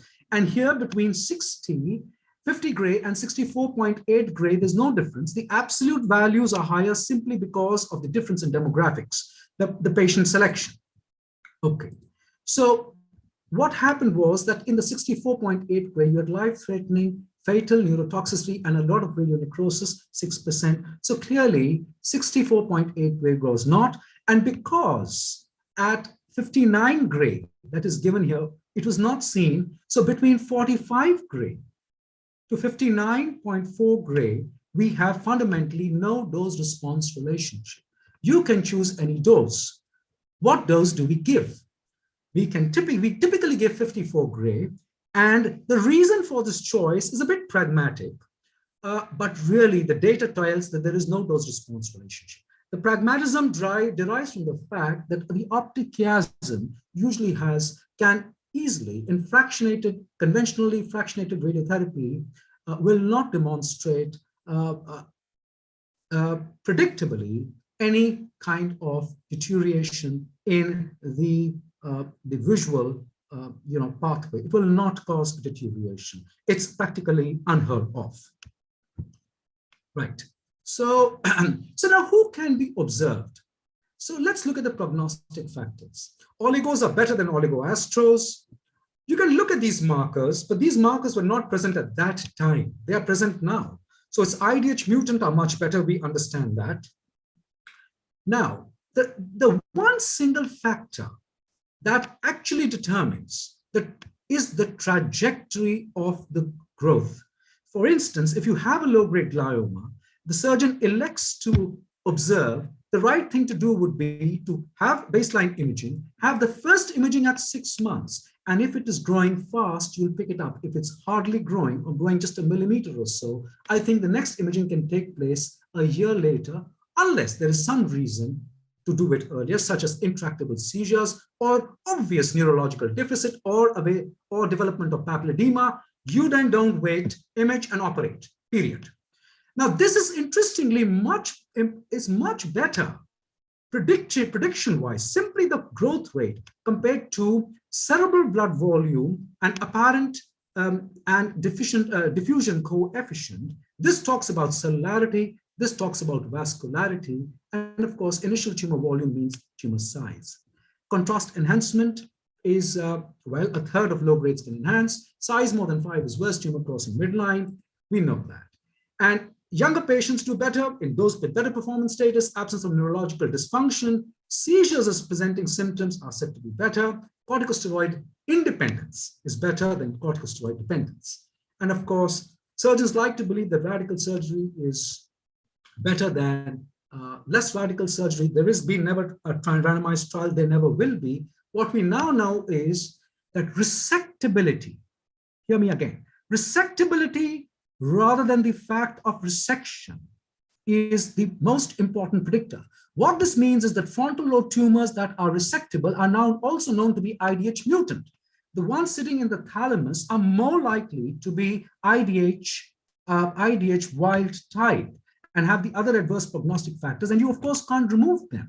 So it is not appropriate, it is not automatic that the extent of resection automatically translates into improved outcome. The biology is there, and of course the location, and we have molecular testing now supporting these facts. Okay, so now let's look at this. So they used one of the EORTC data sets for model construction, the Pignati model, and they found that the adverse factors were those who were over 40, more than 6 centimeters, tumor crossing midline, astrohistology, neurological deficit present, etc.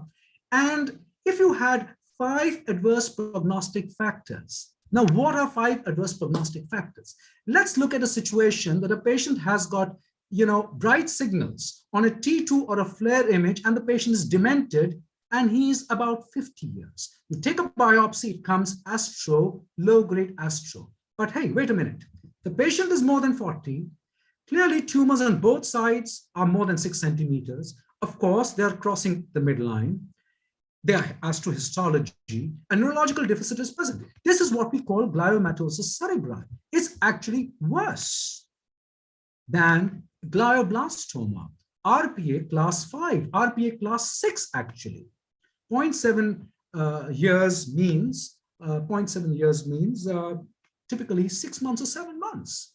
So although histologically you will get astrocytoma grade 2, but currently, in the current classification, these will inevitably be astrocytomas IDH wild type, and they do not come into and they are classified as stage 4. So this is just to give a parallel. So Pignati was the first attempt at this. So the low risk had this kind of a survival, and they thought that if they had 1 or 2 prognostic factors, they had score of 0 or 1, they could be observed.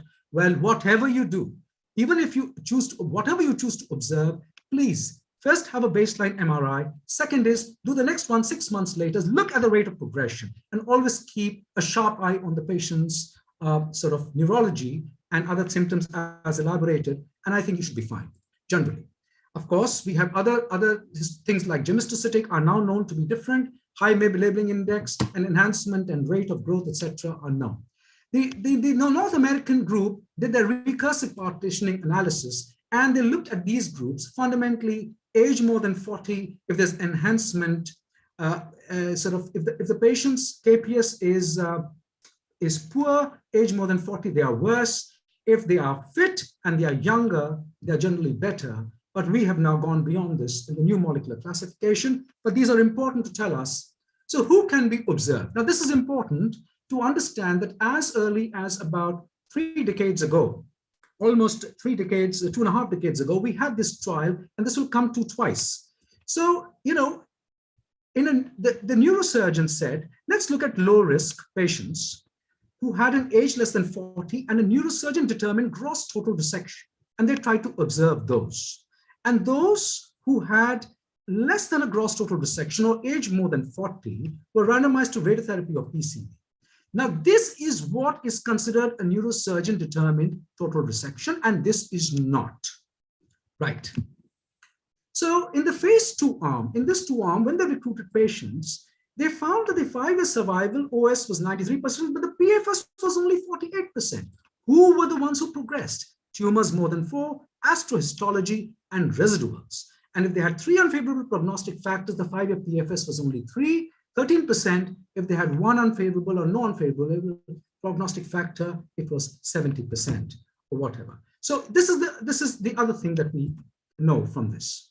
So when we come to chemotherapy, I just want to complete the picture. Now, these were patients who were more than 40 and had subtotal resection and were classified as low-grade gliomas, okay?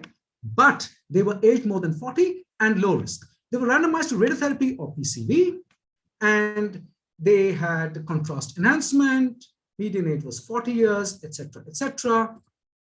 And what you know is that by 8 years, RT plus PCV was dramatically better than radiotherapy alone, which has now become the standard of care for the grade 2 gliomas. And the reason for that is it's a further reclassification, which I will come to just a bit later. But fundamentally, histology was important, and of course, gender was important. So this is it. So PCV works, radiotherapy followed by adjuvant PCV works in these tumors. Right. Now let's look at the modern classification now. So if you have histology, you first look at the IDH. The IDH mutant type are better. The IDH wild type are diffuse astros or the wild type oligodendros not otherwise specified. And then of course, glioblastomas themselves can be, they are the IDH, the wild type. Okay. So now, so when you look at the IDH mutant 1p19q co-deleted, they are the oligos grade 2 and 3. We're talking about grade 2s. So you have to be IDH mutant and 1p19q co-del to be grade 2s. We're talking about grade 2s. And you can have IDH1, 2 mutant, but they are not co-deleted, then they are the astros. So it's an astro grade 2 here, would come there, and that is it. Okay. So now let's look at the IDH mutant. Excuse me, sir. Yes. Sorry to interrupt. We are closing in on 5 minutes time to your talk. Okay. All right, fine. If you're closing in 5 minutes, I'll go fast and complete this. So basically, the radiation dose that is given to grade 2s now is 54 gray based on the 9802 trial, and we give adjuvant PCV based again on the 9802 trial. That's the important thing that one has to know, and that is the reason we do that. And we are not looking at IDH, so this has been discussed. Right. This is important to note that the oligodendros, whether they were oligodendros or whether they were astrocytomas, this was the same trial that was reclassified when they looked at both the astrocytomas and the oligodendrogliomas for both RT plus PCV was better. Suffice it is to say this. Right. So now coming to contouring, we know they do not enhance. Flare is the high signal intensity. What volumes can you do?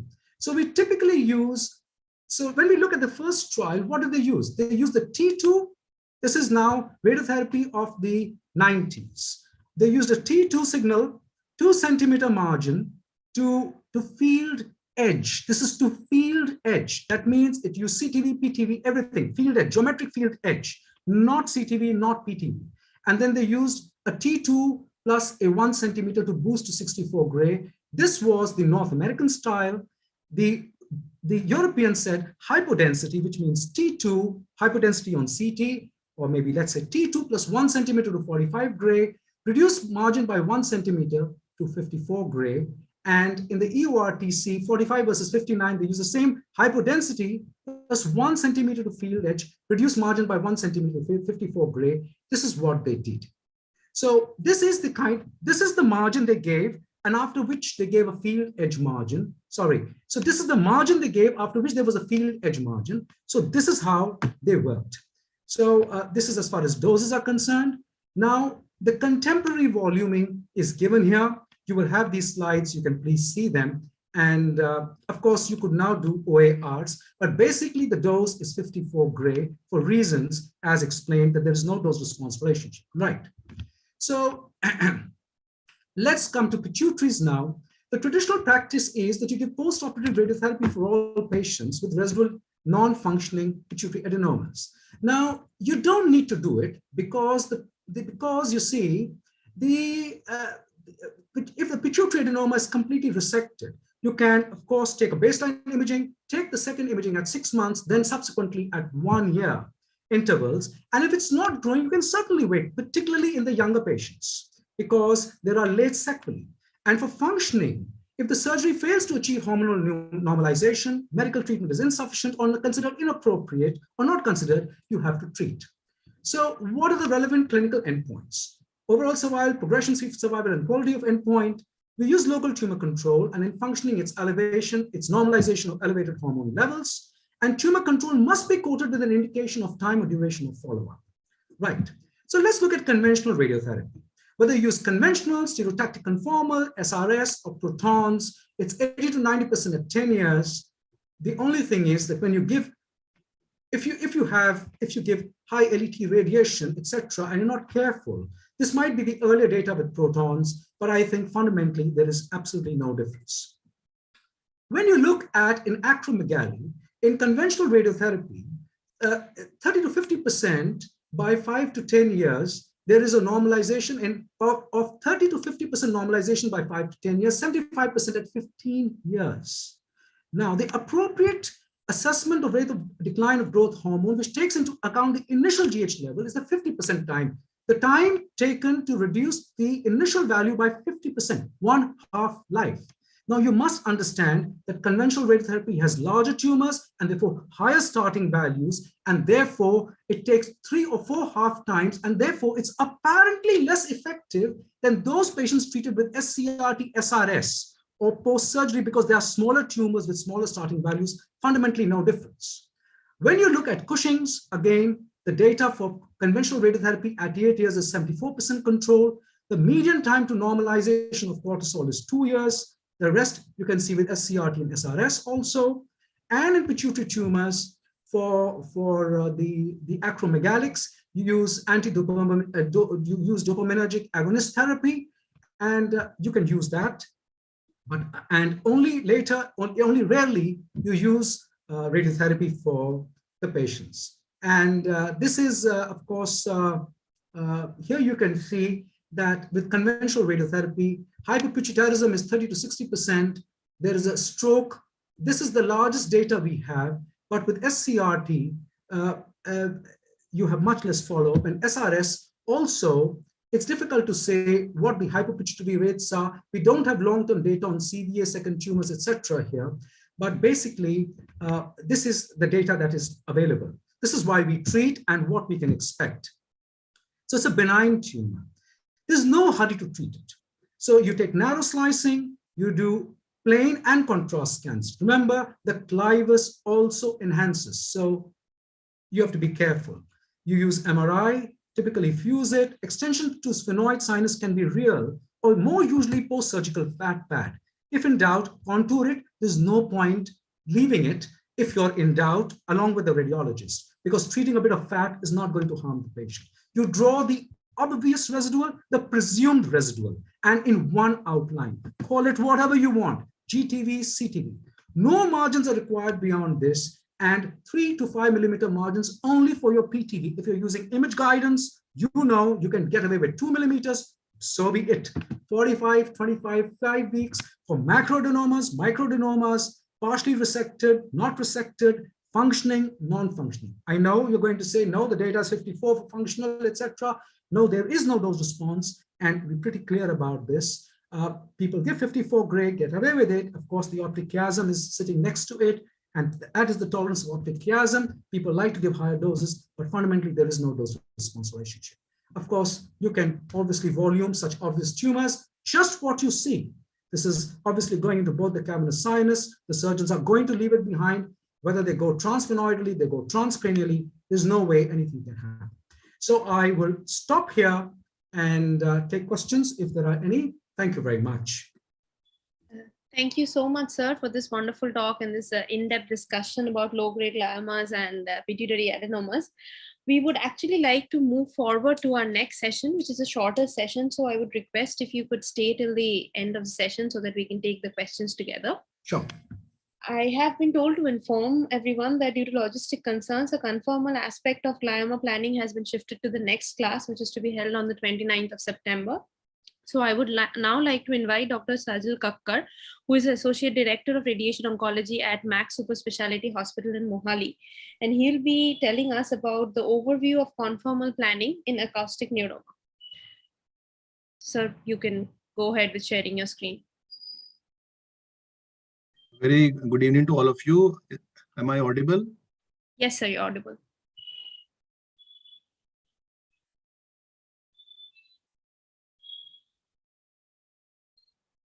I think the screen is also visible to everyone. Yes, sir, it's visible.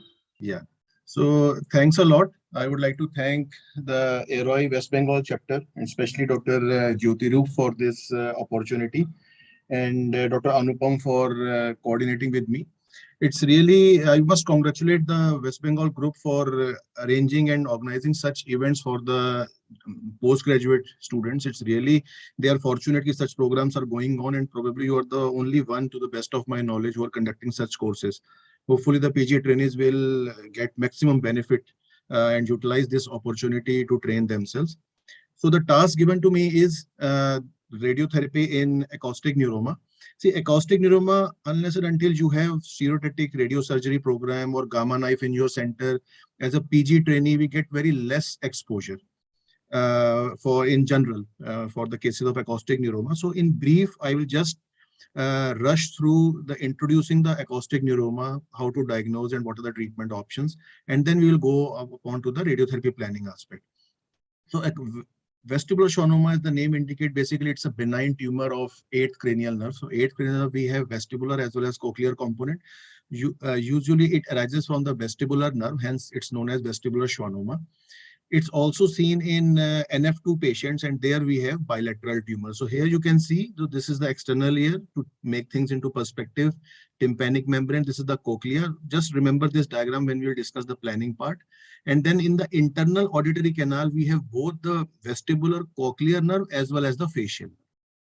Now, when there is a vestibular schwannoma, you can see here this round structure, it obviously will compress the cochlear nerve also as well as the facial nerve, and hence the symptoms. And then it moves towards the extracanalicular or extrameatal components, where it starts pressing upon the brainstem here, what you can see. So I will just begin the presentation with the case. So this is a young lady presented with a progressive hearing loss for 6 months. There was a history of headache and tinnitus. On examination, there was no cranial nerve palsy. MR brain, you can see here the MR sequences. So it shows space occupying lesion, which is an enhancing lesion in the right CP angle. It has both intrameatal as well as extrameatal component. And on pure tone audiometry, there was a moderate sensory neural hearing loss, which is Gardner-Robertson class 3. I will discuss this GR class in the next slide. So radiologically, it was diagnosed as right vestibular schwannoma with non-serviceable hearing. Non-serviceable means the hearing is not useful.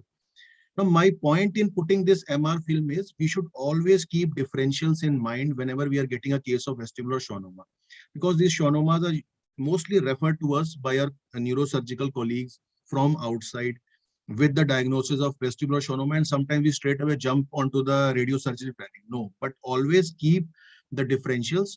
What could be the differentials in the CP angle? See, 80% of time the CP angle mass will be acoustic neuroma. But yes, it can be a meningioma, it can be a schwannoma. Schwannoma of 7th cranial nerve, it can be there, that is facial nerve. It can be a meningioma also. Now, how to differentiate between meningioma and acoustic neuroma? Meningioma, usually they have calcification. There might be a dural tail also in meningioma. But meningioma of a 7th nerve inside the meatus, it's again difficult to differentiate whether it is a acoustic neuroma or it's a meningioma. So mostly what happens if the meningioma is involving, it's arising from the 7th nerve, it also involves the 8th nerve also because of perineural spread. So both nerves are usually involved if it's an intrameatal portion, meningioma with an intrameatal portion. And one more thing, coming to the schwannoma, if there is a facial nerve schwannoma in the 7th nerve. So if there is a schwannoma, if you remember the course of 7th nerve, it has a translabyrinthine route through the facial canal. So a facial nerve schwannoma will cause widening of the facial canal if it is going through the translabyrinthine. So these are some of the subtle points which we should keep in mind. Always, once you have this case, please discuss with your neurosurgeons or radiologist and confirm the clinical radiological diagnosis of acoustic neuroma. Now, what should be the line of treatment? So we have three options for vestibular schwannoma: observation, surgery, stereotactic radiosurgery, or fractionated radiotherapy. Which modality to choose? There is no level 1 evidence. Patient's preference is important. The expertise available in your center is important, along with the factors like age of the patient, size of the tumor, whether the hearing is useful hearing is present or not, and whether it's a new fresh presentation or a recurrent case. So these are the factors we should keep in mind while deciding the treatment options. Now, acoustic neuroma has some grading systems. You will see these grading systems in the textbook also. So as far as the tumor extent is concerned, there are several grading systems available, but the most common one uses Coos grading system, which is divided into grade 1, 2, 3, 4. Grade 1 is intrameatal or intracanalicular tumor. Grade 2 is into the cistern, that is extrameatal but not reaching the brainstem. Grade 3, reaching the brainstem surface. Grade 4, deforming, that is a pressure effect on the brainstem and shifting of the fourth ventricle. Gardner-Robertson scale is basically for hearing status, and it is assessed by pure tone average and speech discrimination score. Gardner-Robertson class 1 and 2 is basically serviceable or useful hearing. House-Brackman scale we have for facial nerve function. So observation. Now, when to choose observation? See, whenever you intervene in acoustic neuroma, intervention means either microsurgery or radiotherapy treatment, there will be a hearing loss in short term. So if you compare observation versus any intervention, observation will obviously score as far as hearing score better as far as hearing preservation is concerned in short term, because acoustic neuroma, they grow very slowly, less than 1 to 2 millimeter per year. So initially for 1 or 2 years, probably hearing would be best preserved in observation. But please be careful, whatever damage is happening to the hearing during observation, that is going to be permanent. So these things should be very clearly discussed with the patient before you select observation. Patients who are elderly, comorbidities, very small tumor. Now, what is small tumor? Less than 1.5 centimeter, asymptomatic or minimally symptomatic. So these patients we can take for observation with the help of serial MRI. Coming to the surgical, now the microsurgery can be translabyrinthine, can be suboccipital, middle cranial fossa approach, and the hearing preservation rate now in the modern series is very good, up to 90% hearing preservation, especially in smaller tumors. Facial nerve preservation results are also very good in the experienced centers, but please be mindful, it is dependent upon the tumor size. Larger the tumor size, higher is the chances of facial nerve damage. So this is very important. If the tumor subtotal resection is done, tumor will obviously always recur. So this is also very important. Coming to radiosurgery with modern series, we have very good tumor control rates. If we talk about hearing preservation in long-term microsurgery scores over radiotherapy. Hearing preservation rate at 5 years and 10 years is 50% or so. But if you see the older series, I'm talking about 1980s, early 90s. At that time, the dose of acoustic neuroma for single fraction radiosurgery was not standardized. People used to give higher doses like 14, 16, 20 or more than 20 gray, lead to substantial hearing loss. But nowadays, since last 10, 15 years, the doses of acoustic neuroma in single fraction radiosurgery is standardized, pretty standardized between 11 to 14 gray. We are seeing a good hearing preservation rates. As far as trigeminal and facial nerve damage is concerned, it's practically unheard of, negligible with the radiosurgery treatment. So when we prefer surgery, young patients, tumor is more than 3 centimeter or Coos grade 4. Coos grade 4 means it is putting pressure effect on brainstem, and serviceable or useful hearing. In these patients, we prefer surgery. Older patients, small tumors, Coos grade 1 to 3, where there is no much of a pressure effect on brainstem, non-serviceable hearing, recurrent disease, we prefer radiotherapy in the form of radiosurgery or fractionated radiotherapy. I just wanted to discuss one study on quality of life. There are several quality of life studies in acoustic neuroma, but mostly they are physician-reported QOL data. Now, this data is from Mayo Clinic and Norway, and they have a largest cohort, almost 642 acoustic neuroma patients, all patients had tumor size less than 3 centimeters. And the interval between the treatment and the survey was, median interval was around 7.7 years. So quite a long-term follow-up we had. Apart from different health-related quality of life questionnaire, they used PAN acoustic neuroma PAN QOL score, which is a dedicated, validated acoustic neuroma score. So what they found was patients who underwent radiosurgery or observation, they reported a better total PAN QOL score, especially in the subdomains of facial, balance, and pain. In general, overall, the health-related quality of life did not differ, whether you choose observation, radiosurgery, or microsurgery. But yes, in the dedicated acoustic neuroma QOL, observation or surgery scored a bit better as compared to microsurgery. Now, the another question that comes is whether to go for single fraction radiosurgery or fractionated stereotactic radiotherapy. We have non-randomized comparisons.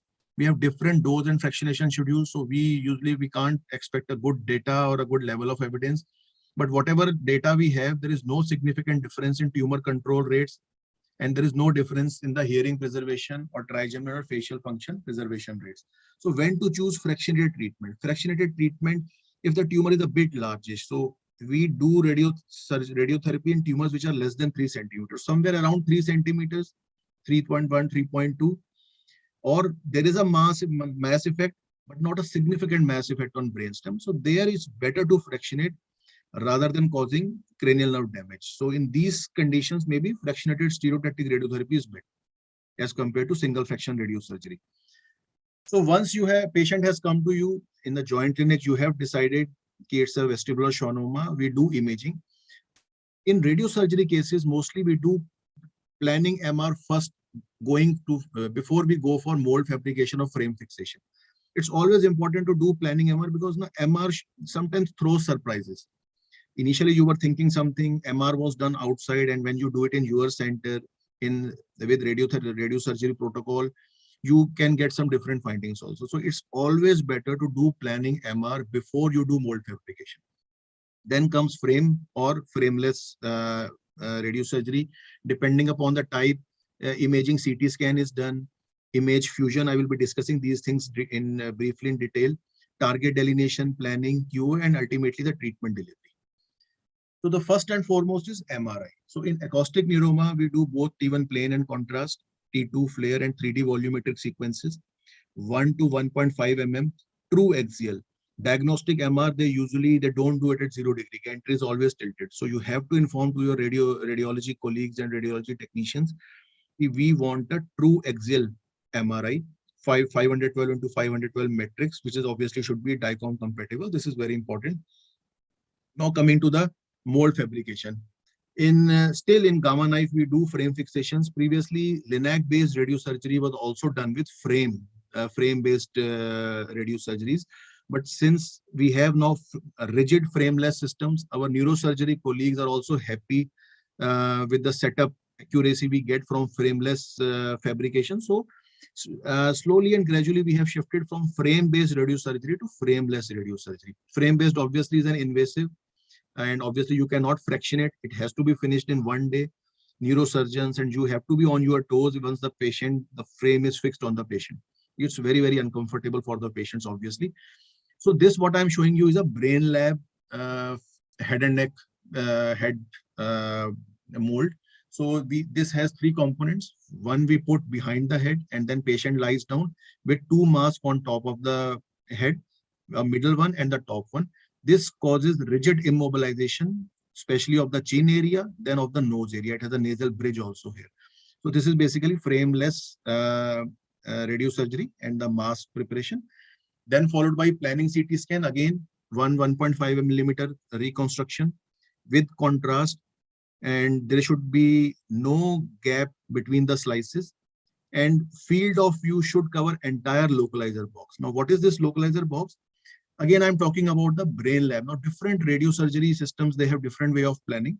If we talk about brain lab radiosurgery, we have a localizer box. Instead of fiducials, like we do planning CT, we put fiducial markers for localization of the isocenter. Now, SRS is basically not based on any isocenter planning. Okay, So in SRS, the basic rationale is we use 3-dimensional coordinate system to localize point in the space. So for this, we have this localizer box, which has this grid lines, basically the fiducials. So once we prepare the mask, we put this localizer box on the head. It can be attached to the immobilization system, and then we do the CT scan. The entire box should be covered in the CT.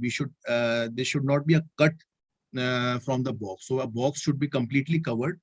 And then our physicists, they mark this grid, the points, to get this 3D lines, which helps in the localization of the, and ultimately the treatment planning.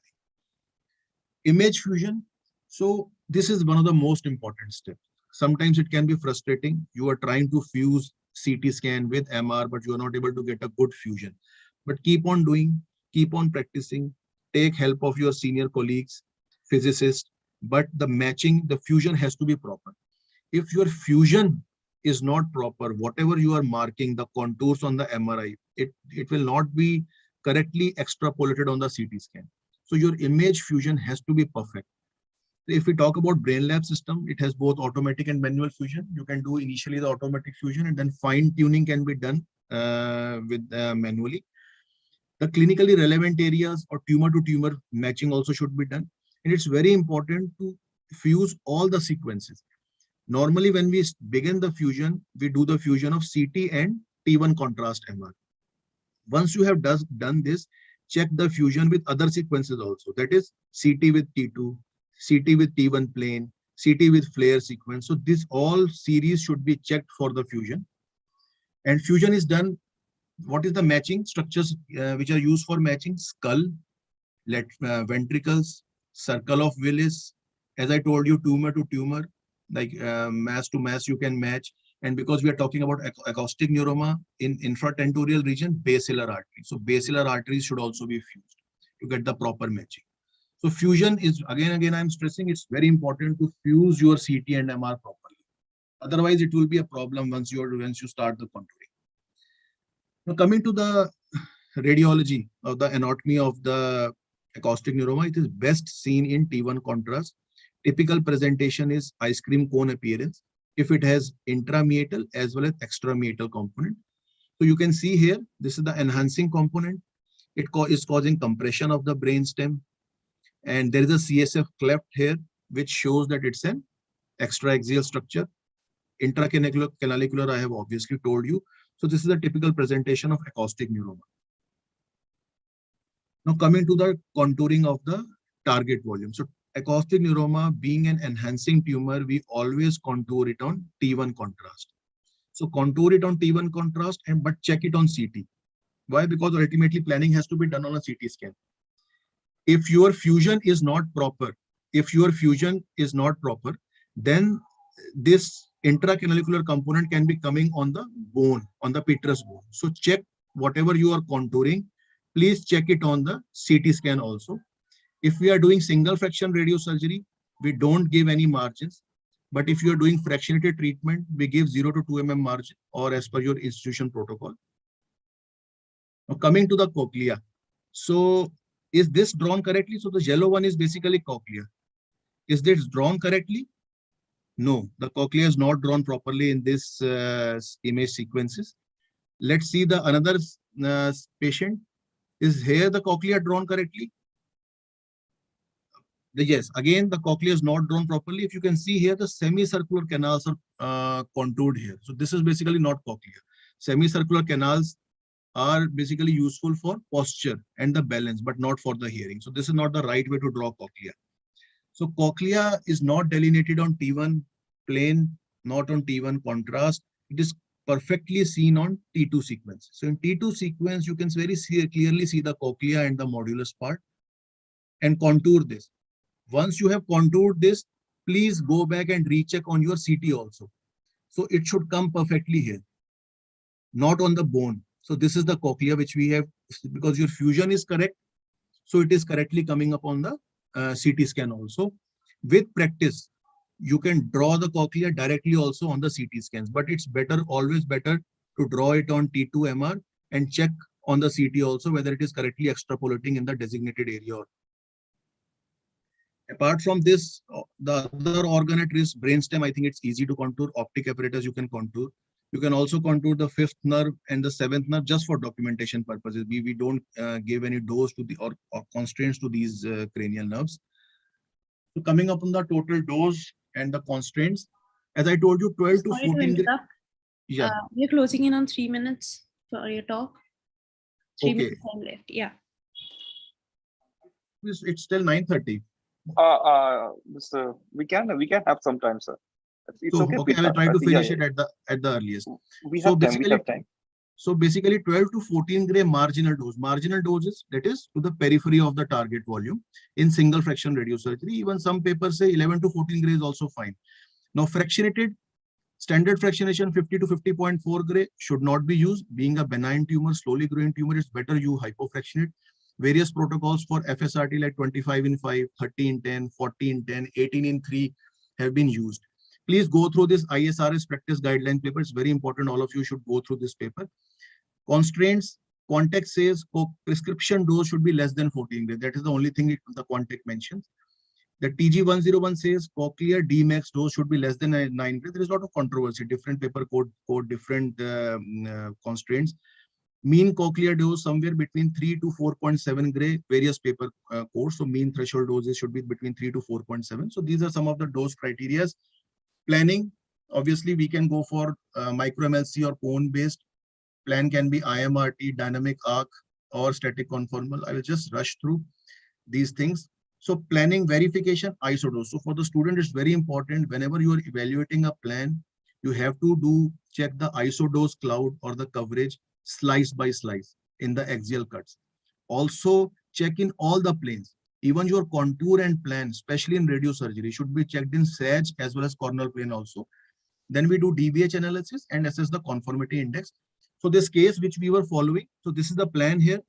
85% isodose line is completely covering the periphery. So we prescribe 12 gray. This is the IMRT plan. If you see minutely the tip of the internal intracanalicular component is not getting covered by 12 gray. Why? Because if I cover this with 12 gray, cochlea will going to receive very high doses. So that's why now this tip is getting covered with 11 gray, which is also fair enough dose. See the DBH here. So this is for the cochlea. Mean dose is 4.6 gray, still within limits. Dmax for brainstem 13.4 gray, still within limits. So we have accepted this plan. This is the second study. 46-year-old male, no serviceable hearing. You can see the huge tumor here compressing the brainstem with left seventh nerve palsy. This is the post-op case. In the fresh presentation, this patient should go for surgery, but this is a post-op recurrence. Patient was taken up for radiosurgery. And see the plan here. So this is the plan. 12 gray was prescribed. This is the lower isodose line, 30% in the blue. Now let's compare the two plans. So the physicist prepared one dynamic arc plan and one IMRT plan. And this in the green you see is the 12 gray isodose cloud. With some heterogeneity you can see here in the IMRT plan inside. Let's see the 30%. So 30% isodose line in axial cuts, more or less looking same. Maybe IMRT can appear better. The spillage is less.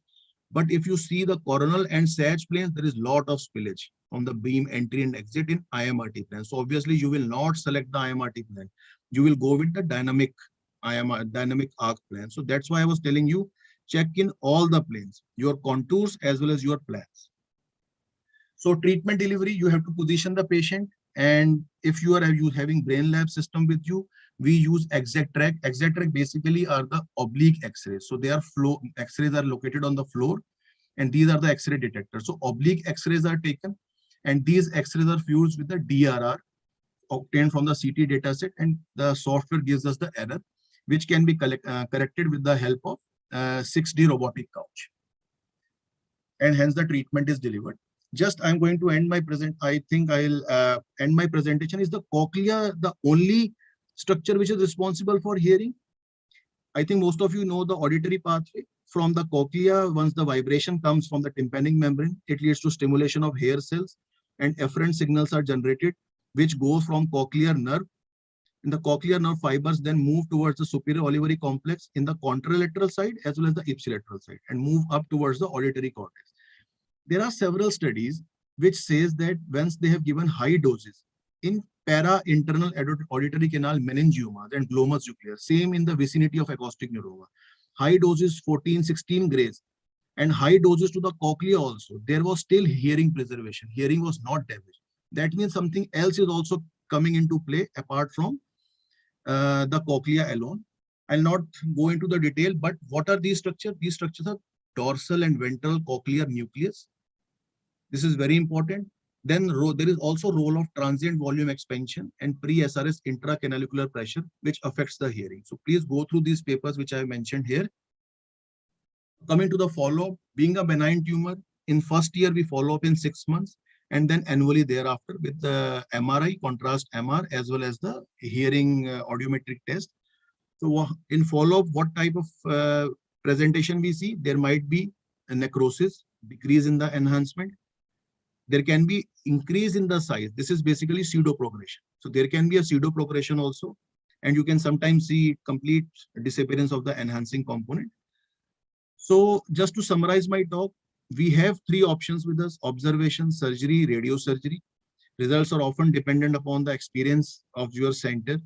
You should clearly explain the anticipated toxicities to the patient, and factors like age, size, hearing status, and previous treatment determines what modality you should choose from. So with this, I would like to end my presentation. Any questions, I would be happy to answer. Thank you. Thank you so much, sir. We will now proceed to the questions. I would like to request Professor Shalin Kumar if he is here to address a couple of questions first. Sir, are you there? I am very much there. Okay, thank you, sir. So the first question would be, can you please specify the 2D surface marking or borders for conventional planning of a pituitary tumor? All right. So we used to do this at some point in time.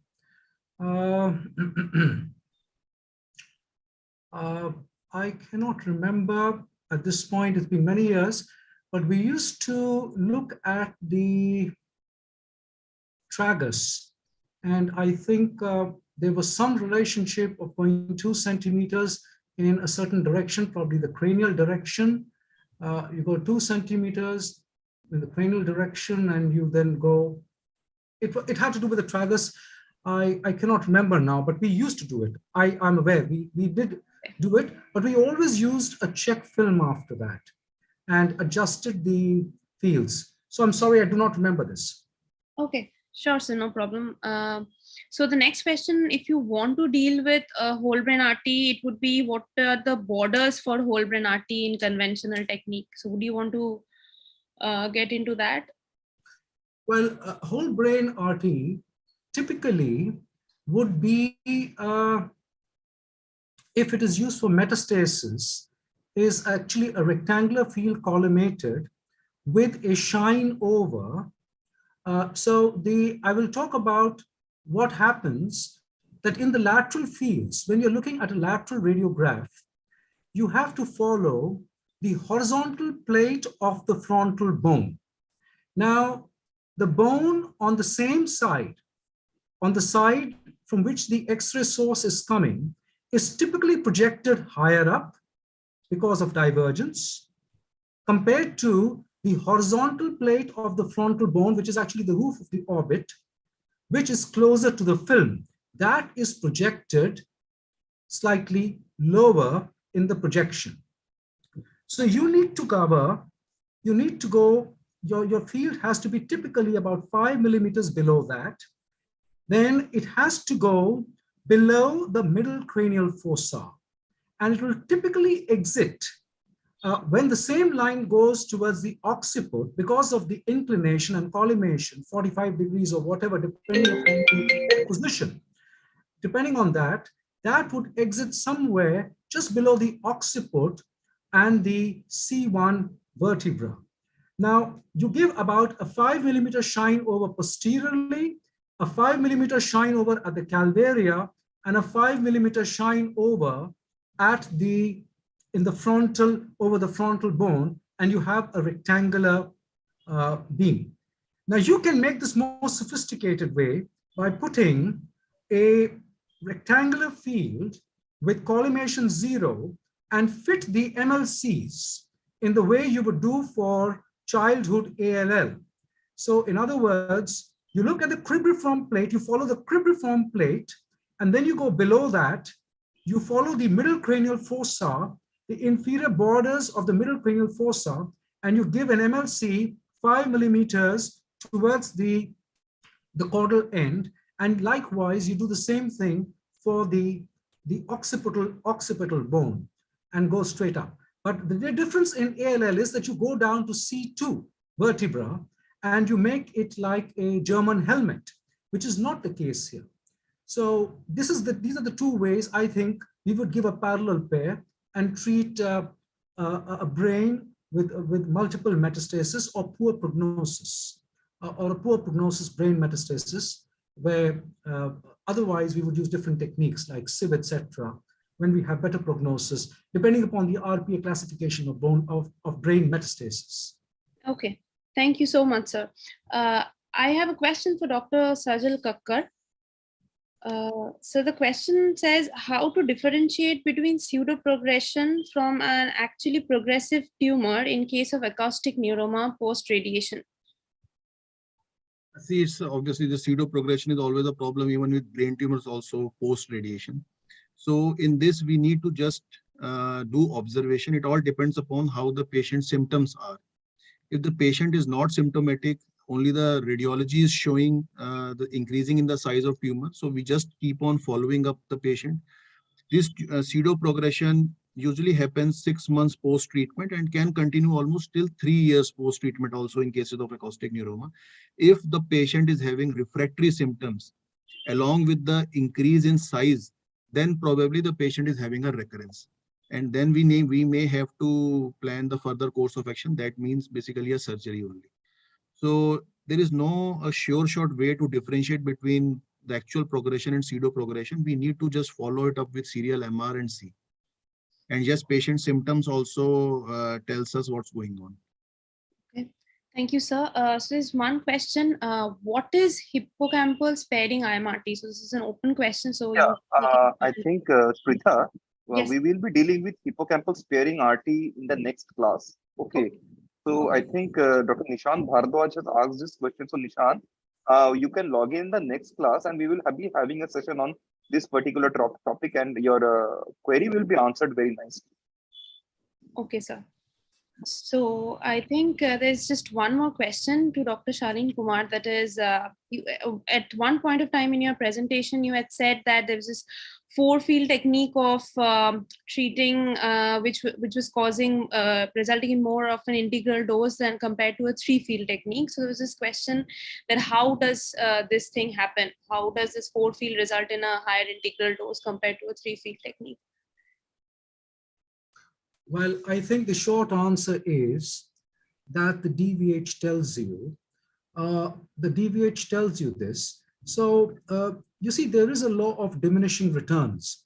When you use, if you have got a rectangular target, a cubical target in the center of a volume, if you give, for instance, a single field, and you wish to give the dose, if you wish to give the dose to the cubical volume 100%, it stands to reason that on the entry side of the beam, the dose is going to be higher because there is a gradient.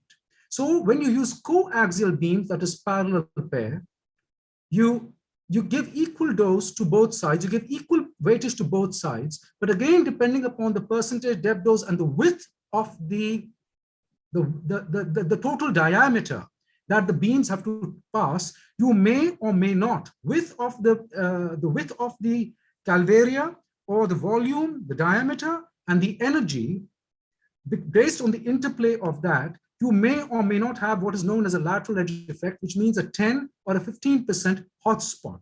Now you mitigate that by a third field, which can be coaxial, coplanar, or non-coplanar, depending upon any normal structures. The moment you give a fourth field, as say, for instance, in a box technique in cervix, it is a different situation compared to giving this fourth field from virtually the same direction in the brain. And there, the doses you can give only as much of a contribution. And there you find that the normal brain that is receiving the higher dose, that is increasing because these are not coaxial beams. They are beams from being fired from the same side, although with a certain offset between them. Typically about a 45-degree offset. It is not a 180-degree offset. It is a 45-degree offset. This is the important point to remember. And the exit is through the mouth on this side, and it is through the, it's through the occiput on from one beam and through the mouth area from the other beam. But there is a transiting dose that is happening. This is not like a classical 4-field box technique in cancer cervix where you would find decrease in volumes. I think perhaps the question stems from this analogy of 4 beams versus 3 beams, drawing a parallel between cancer cervix or, and the situation as it was explained in the case of brain. Okay, thank you so much, sir. So I think we've dealt with all the questions. So Dr. Yes. Joyita raised hand. Has the Joyita's question been dealt with already? Yeah, Joyita has raised her hand and I have unmuted. I have allowed her to talk. Joyita, you can ask a question if you want.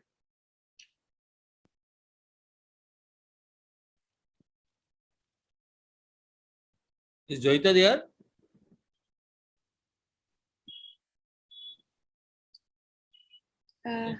She has been given the access to ask a question. Joyita, could you please unmute yourself and ask your question?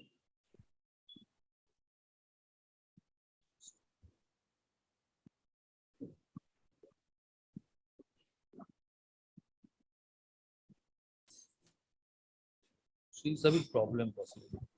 I guess that's about it, Pritha. Okay. I would like to thank these esteemed faculty members for such a wonderful and informative discussion. So we would call it a day today, and hopefully we'd see all of you for the next session on the 28th of September. Thank you so much and have a good night. Thanks a lot. Thank you, Professor Shalin Kumar and Dr. Sajal.